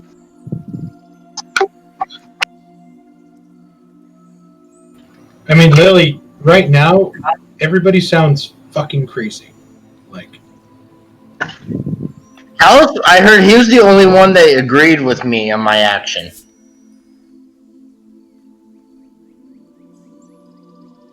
Yeah, I overheard what Callus said too. But he's not pushing the issue of children murder. Okay, well, our points have been made. The gauntlet has been thrown down. If we find children and you start to slay them, then I will immediately turn my back on you. And if you die, I will not heal you. I will allow you to pass. And you can die with your dark, evil, vengeance, heart full of vengeance. And you can answer to whatever god you answer to. But you don't deserve the light of Pelor if you can't find it in your heart to have grace for children. Of any race. I find it amusing that you're taking this side when you're the one who spent hours arguing with me about the fact that Karsadi could have a red dragon as a pet. Interesting. Because red dragons are inherently evil. What he might argue in that might not be what this character says. Lily has a frickin' Lily's sister has a red dragon for a pet. Red dragons are inherently evil. Chris's argument for Karsadi was that she raised it from a child, and therefore it's not evil. Yet Lily, Karsadi's sister, slays a goblin child, believing it chance to do evil things. So there's a disconnect between Lily and Karsadi. I'm finding that. I'm gonna try to kneel down the child. I know it's crying. They do understand my words at all. She's just kind of backing away, still holding on to her brother, and she keeps, and you hear, Icha, Icha, and she's just kind of moving, like, get away, get away. She's trying to, like, not very successfully try to pull her brother's body with her deeper into the wagon. You can see she's absolutely fucking terrified. But go ahead. Give me a... You and Oriana, since you're both there trying to comfort this girl, give me a persuasion check. Yes, decent. Or one of you can roll it with it. I can persuade her. I don't know, Jareth, what do you want to do? Roll it separately? Because I'm assuming you have a pretty decent charisma as well. I do, but I'm not proficient in it. I am. I'm gonna assist you. All right. Merrick walks over and he's like, "I'm great with children." He's like, he comes over too. I'm superb. An 18, Oriana. Merrick is just giving her a very warm, like, comforting smile. While Oriana is reaching out. Like, Oriana, what are you saying to sort of try to bring this girl to you? Oh God. I'm gonna kneel down and next to the child and body of her sibling. And I guess try to put my arm around her in a hug. And say, God. And say, I'm so sorry. I understand this world can be dark, and we should try to make it better for the future of our children. I should have protected you, and I'm sorry. I'm trying to think of the best phrase. Connor, give yourself a point of inspiration. Thank you. and just kind of start almost crying myself, in the sense that I feel like I should have done something, and I understand that this child is important, and I try to convey that, and I'm not sure how to phrase it myself. There's a moment where you sort of encapsulate her in your arms, and she's just a tiny thing. It's kind of incredible how small this goblin child is. If you think, as creepy as it sounds, imagine like a toddler that has like the full range of motion as like a young child, and that's how small this little girl is. And there's a moment where you sort of wrap your arms around her, and she stiffens, and then she just kind of melts into you a little bit and just begins to cry. I want to start saying some words, a prayer over the boy, and if she'll let me, just kindly, like, do what I can to clean up the wound a little bit and just give it some peace. And I'm just look at her and say, I'm so sorry I could not save him. And you just hear her kind of going on and like saying like words, but they're sort of drowned out by the sobs. And that's when Talandris is like, we can leave her with some rations. Or who said that? I said that. Talandris is like, we could leave her with some rations. No. I would walk back after hearing that we could leave her with some rations, knowing how important it is that we save the rations that we brought with us for our mission. I will cast a spell in whatever compartments I can find within the wreckage of the cart. There's plenty of food and water. I'm not leaving this child. Well, then I wouldn't cast that spell. I know. I will say that before you cast it. In the midst Okay. of the thing. I'm not leaving this thing. So It's coming with me. It's coming with us. It's Yes, coming I with am me. saying we are not leaving it either. I'm for that. We can bring it with us as long as it doesn't slow us down. I mean, it can ride on a horse if it's willing to ride with us and not create, any problems. If you can guys keep do it in. understand that when we get to our destination, we are either leaving that child with the horses for days, however long we're down there, or we're bringing that child into an orc-infested mountain. Well, I'm not going to let it run free. It can ride in my backpack I'll or take somebody's it with me. backpack. I can't because I'm riding on Lily's horse. Jareth, we're switching, or Balthazar, we're switching mounts. Yeah, Lily. If Lily will not allow that thing to ride. I'll carry Oriana and the child. Yeah, I'm not letting that child out of my hands. I suggest Callus and Lily ride together since they have the same ideas about murdering children. I'm gonna have to bury this boy. I don't want him to be picked clean. I'm gonna probably, if Oriana wants to take her away and make her feel better, I'll give. How does the goblin seem to be reacting to Oriana, like setting it up on a horse and saying, "Come with us"? I'm clinging to her for dear life. Okay, so it doesn't seem like it's gonna. I mean, check it for weapons just in case. I don't want it to stab at her while we're riding. She pulls out her shiv she made from a toothbrush. Right? Just shake it. Stabs Oriana in the side of the neck. Child, don't. Just think of a mom, like a mom chimpanzee and a baby chimpanzee, like it's clinging to Oriana. So, from what we can gather from this scene, it appears to me that large creatures like orcs attacked possibly a small caravan of goblins and It seems that murdered all the goblins. Did we find any dead bodies around? No, just in the cart, the two. Is Are the we cart? even sure that this goblin is a full goblin? No, I think it's a different, race of goblin that is probably a bit more civilized than other goblins, the greenskin goblins that you've met in the past. I make goblins too, and this is definitely different. There are different tribes of goblins, and some of them are a little bit more civilized than others. Give a race a chance, man. There is light for all creatures. Possible. Some are beyond redemption, like Lily. Sorry.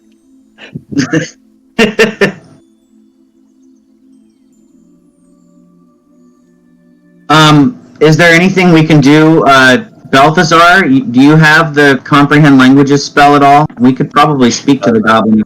No, I don't have anything like that could help. But before we move forward, I think we need to bury or cremate. I could ignite. I was gonna bury and give last rites once Oriana took her away, so she wasn't watching me do it. Yeah, whatever, That's fine. I'll say a prayer over the body of the dead goblin as well. Lily will get back on her horse. Wait, are you guys cremating the body? No, I think Jareth wants to bury it. I'll help Jareth create a grave real quick. And while I'm doing that, I'll kind of whisper to Jareth, I know you're all quick to judge. You're all holy people, but I do understand the quick reaction. There is more to it that Lily may not be speaking of. And there is anger that might be better tamed by understanding and drawing that out of her. It is just that we must come from two different churches. I've been taught not to ever strike down the innocent. It doesn't matter if they're a goblin. It doesn't matter what they are. If they're innocent, then there's possibly a chance. It is against my teachings to just strike out. Which I understand. Clearly, she. I agree, and I can't make any. This to Jareth and Toril. Oh, I thought I was there too. Never mind. But I'm not turning against her just yet. If she were to murder this child while she's in our care, then that would be too far for me. Which I understand, but I am well certain, and I'm pretty sure the rest of us know that if the dwarves came upon this, they would have did the same thing. And I've seen stories of such paladins striking down any form of goblins. So we may be jumping quickly and harshly on her, which, yes, we are Blackhearts, we need to act differently. But we all come from different areas. So maybe we should try to understand. No, I have not judged her. I'm not willing to kick her out of the group, but she must also understand where I come from. For me to strike down this child would be an affront to my goddess. I would lose any connection I have, and I cannot bear that. So, where I will try to understand her point of view, she will need to understand mine.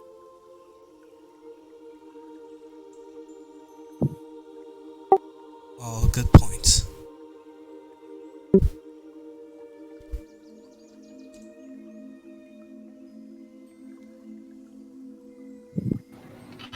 Doesn't take you guys very long. The ground is quite soft. Mark, I would be riding a good 40 feet in front of the rest of the group. I was just trying to get the steam out. Yep. I don't want to be anywhere near anybody right now. I'm praying to Pelor. Completely understandable. Also, Lily and Toril, did you see in chat where I awarded you inspiration? Yes. Yeah. Thank you. Okay. So with Toril now kind of in the lead as you guys are marching off, Oriana kind of steering her step pony a little further away from Lily. And Lily just kind of keeping a sullen silence, Callus sort of riding along with her. Just sort of looking around.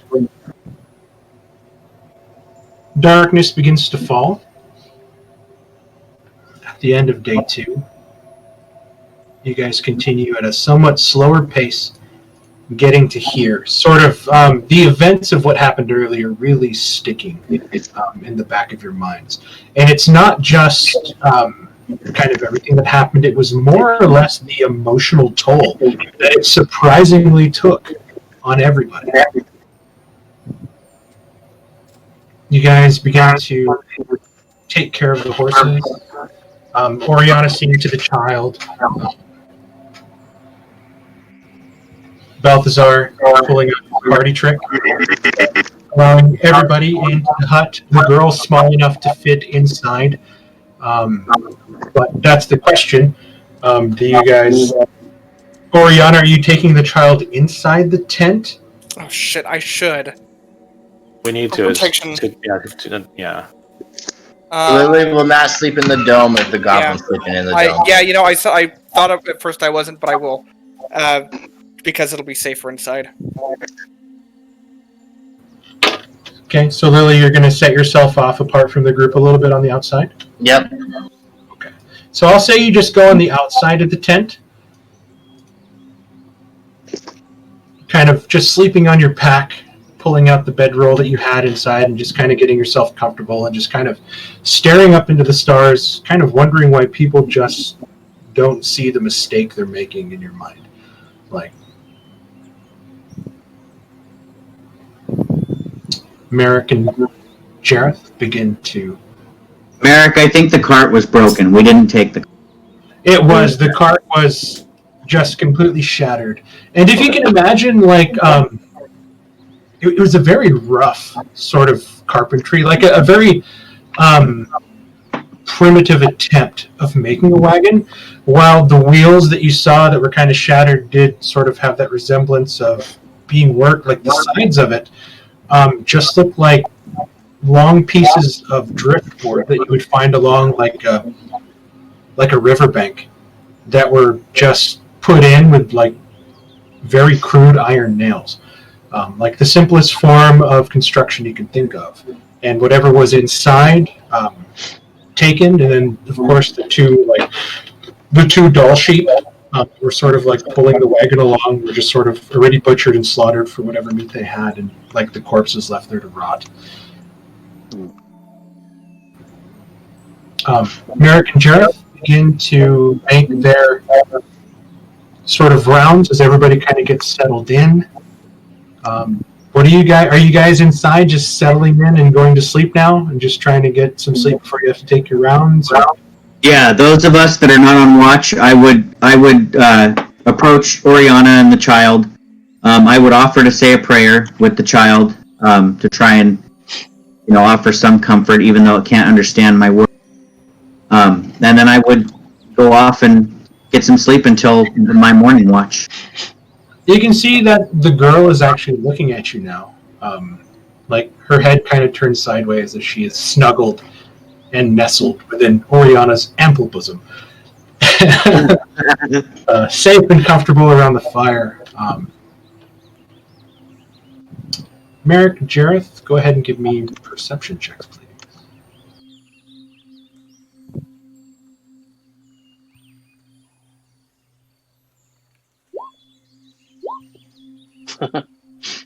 We're as distracted by this. Jareth, you're still trying to process the information of kind of what happened earlier today, that initial shock, as well as the shock of seeing the albino stag. And you sort of just pause a little bit on the other side and kind of stare off into the woods and up into the sky. It's a beautiful night, the moon, stars sparkling above. I'll pray to my goddess for guidance in this situation. Merrick, you hear a snapping twig to the north of you, and you kind of stop. You kind of squint a little bit and try to focus, and you see what looks to be a face looking back through the trees. I need a wisdom saving throw. Okay, if Jareth is standing beside me and while I'm noticing it, if I can nudge him in the side, I would try to do that. But I think he has us being separate, like I'm in one area Okay. and in another area. What saving throw? Wisdom? Wisdom save. Is he within 10 feet of me? I have to ask, just because. No, you guys are kind of doing the initial walk around, and then you guys begin to split up into a different sort of patrol, meeting each other at like different points. Mhm. Otherwise, I would have had you make those perception checks at disadvantage if you guys were walking around together. Yeah, distraction.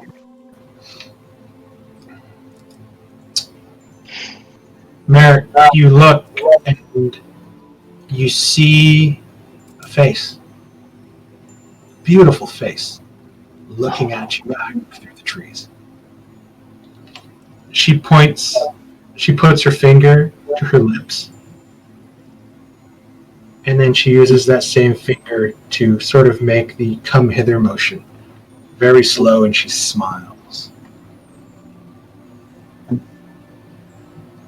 And you begin to follow.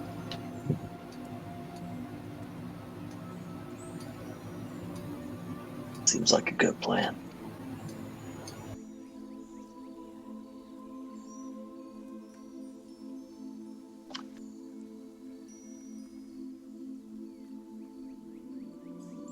How long do you think it'll be before I notice he's gone?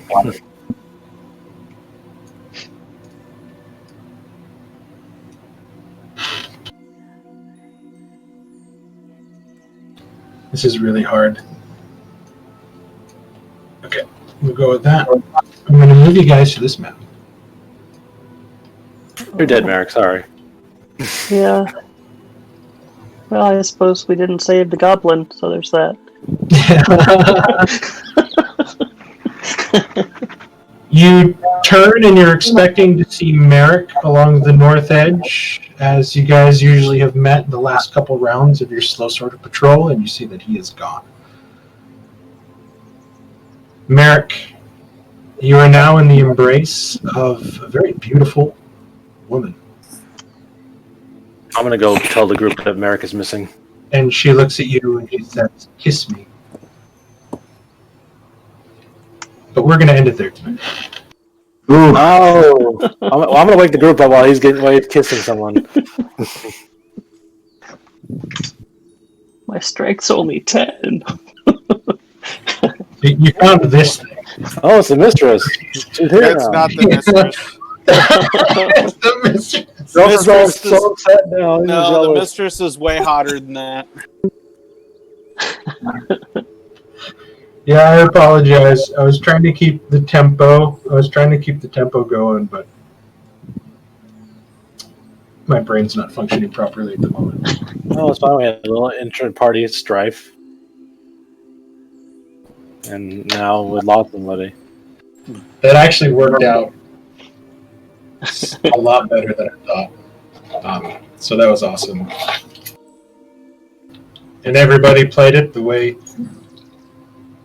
their characters would have played it, and I was really happy with that. So, yeah, that was fucking awesome. Yeah, we learned a little about each other. It can't all be good happy time sharing, guys. No, I was just, yeah, I was shocked. Oh, I liked Oriana when she blasted people in the back with her lightning. Yeah. Yeah, I mean, we waited for a reasonable excuse, and I think we got one. We've had some party divergence every once in a while. That's I was fine. actually kind of nervous for a moment when Connor was moving forward. He's like, "I want to try to hug your child," because I was going to be like, "I snap its neck," and I was like, "Oh my god, I wasn't expecting that!" But that worked out awesome. Well, I was going to the cart first, and Lily kind of rushed up and did her thing, and I kind of blamed myself because I was there before anybody else. Nobody said anything, and I actually didn't call out to the party either. So it was the goblin's voice that got her attention. But I should have stopped it. I guess Toral's kind of blaming himself. It's his fault. Merrick blames Toril a little bit as well. Yeah, I mean, I was the first one there. I could have done something. I stop it from happening. So now that child's death is on my soul. That's how Toral's playing it. I don't know how to actually do the child because we're actually not going to a safe place. You guys are going to the complete opposite of that. kind of will find like his family or something. I wish someone else besides Lily spoke the language. What did she say? I'm gonna kill you. But no, what did she really say? I'm gonna kill you tonight. Lily, tell her we mean no harm. Lily says, "We're gonna kill you tonight." I could put Lily in the zone of truth. I could put them both in the zone of truth and make them talk. I could maybe make Lily look like a goblin a little less scary. First we gotta save Merrick from his new mistress, and then we'll go from there. Yeah. Well, Merrick put his hood up, so he might still be around here. We just can't see him. We just can't tell. I would have called out Merrick a few times and didn't realize, but yeah, it's going to take a little time before we realize he's really gone. Is he really here anyway? That's Merrick. He's playing games again. He always does this. You always think he's gone. Probably when he didn't show up in his bedroll after his plot, something was up. Yeah, he is pretty dedicated to that. So we're not putting a full rest on this character until after next session, right? Yes. Okay, because I did use a spell slot during the day. I used that hold person spell, so I'm going to keep that one used up. I'm just going to teach this child about how to do like a cool little symbol with like circles and things, and I'm going to teach her how to play dice. Tell her about all those things that the wonderful things she can show her, all that kind of stuff. So I didn't get an answer. Gambling. I didn't get an answer from Jeremy or Mark. Are you guys contemplating playing in the high level game or not? I am still contemplating. The only issue with me right now is we still have some of the older guys that are continuing their furlough due to COVID. Like they don't want to be out in public. And then one of our guys just went out with a knee injury. So it's like I told David,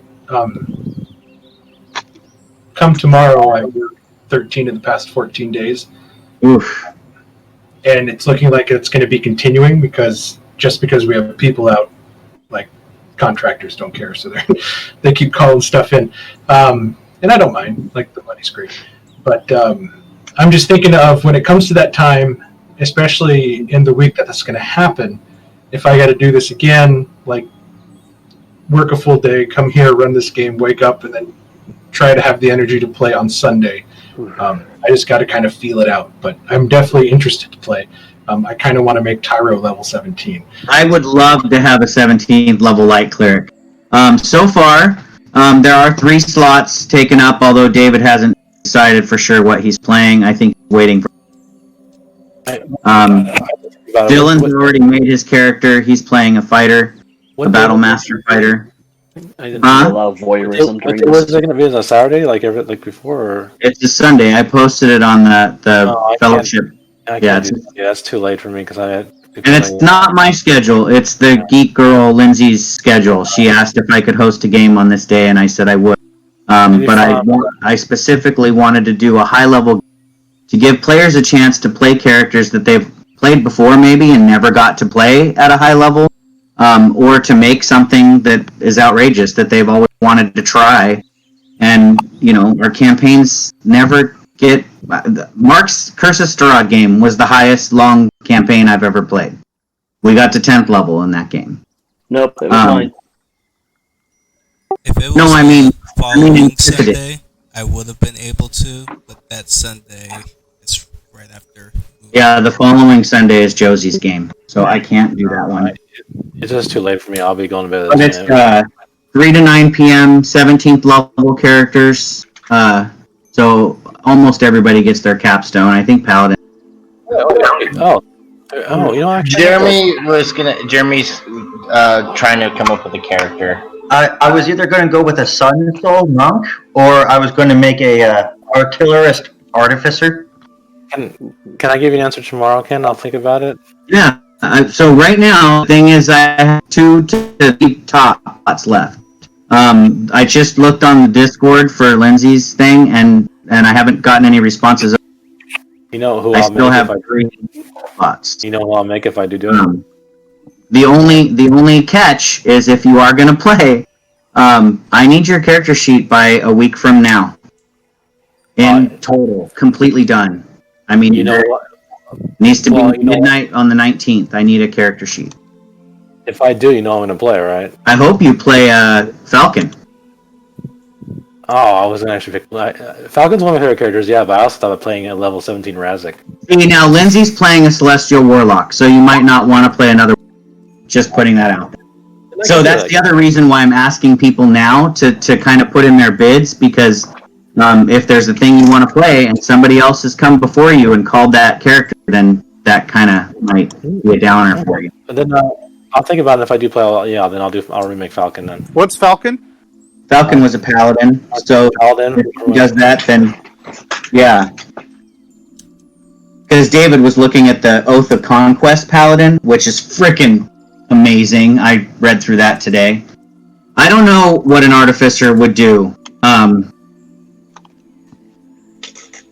but they're certainly welcome. They're legal. They're a legal class, and I'm allowing anything that's published. If you're looking at Oath of Conquest, David, they sure are fun.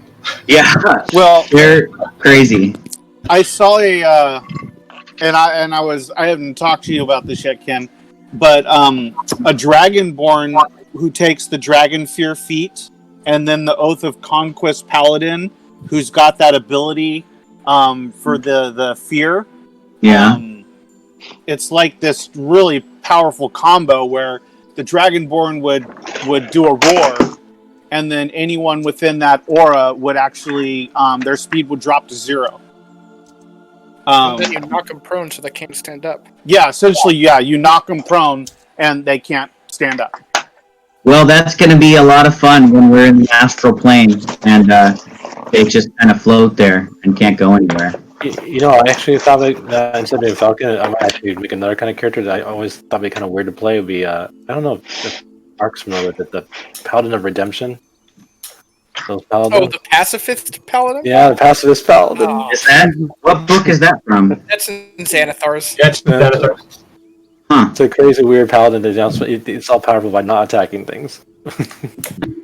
It's interesting. It's I like the idea of a powerful level, a 17th level druid too. I mean, if you want to play an arc, that's your chance. You don't get a capstone, but it's pretty freaking powerful.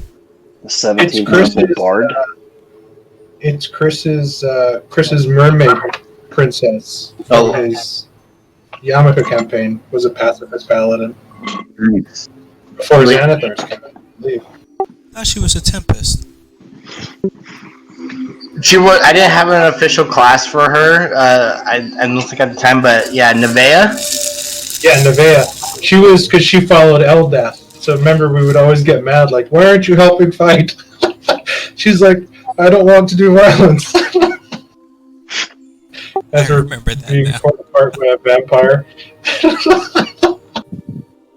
That's Karsadi was a 17th level zealot barbarian. Another thing looked at as incredibly freaking powerful. Literally unkillable. Yeah, you just don't die. And you continue to fight when you're at 0 too. You just keep raging. Can I call him Conan? Well, even when you fail all your death saves, like yeah, you still go. You still go, and you just don't stop taking turns. As a player, that's the nice action economy is up. if you do fall, but someone can bring you back without any kind of like component. Yeah, cost. Revivify's free after that too. It's just like a healing Yeah. word, like, and you're back. Chosen. Yep. Chosen of the gods. Yep. Yeah, Ken, if I make a character, it's either going to be a Gloomstalker or Light Cleric. So. Nice. I'll let you know. Okay. Yeah, I would imagine by Wednesday I'm going to start harassing people a little bit more, because if I don't have 5 players signed on by, Friday, then really I can't do the campaign. Well, you can sign me up right now. Well, if you're free, 3 to 9 p.m. I do expect that it might run 2 sessions, only because combat might take longer than I anticipate. 17. I would love to do a level 17 Vengeance Paladin for Asadi. If you guys are familiar with Twine, I have to make a Twine game this month. Yeah, I don't know what that is. I've never heard of it. it's a program that's free to use. You guys know have heard of choose your adventure text based games, right? So what if you had it done by this weekend instead of waiting until next? I have to get part 1 done tomorrow, and then I have to work on it the rest of the month. Gotcha.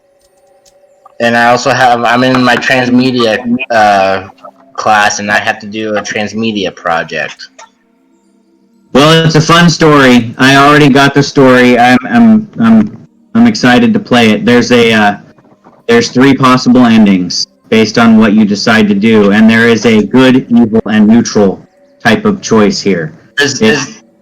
If Lily was in the game, I know exactly which direction after tonight. It's not the Shield campaign that we did that one time for Gygax Day. Nope, it's not the Sad Giant Shield. But I'm planning a high level one shot as well. I think level 15, like last time, like I said, which is called Agatha's Dollhouse. So.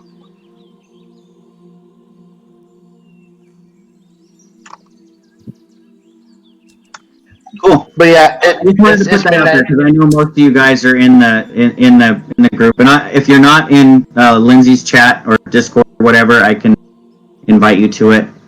I think I can. I'm an admin. I don't know for sure, but I can ask. Well, have a good night, guys. I gotta get off. Good night, everybody. I'm tired too, but it was great fun as always. Good night, all. Good night, It was fun. Good night, everybody. Awesome. Thanks, everybody. Hey, Mark. Yeah, good night, Mark, everybody. sit on for a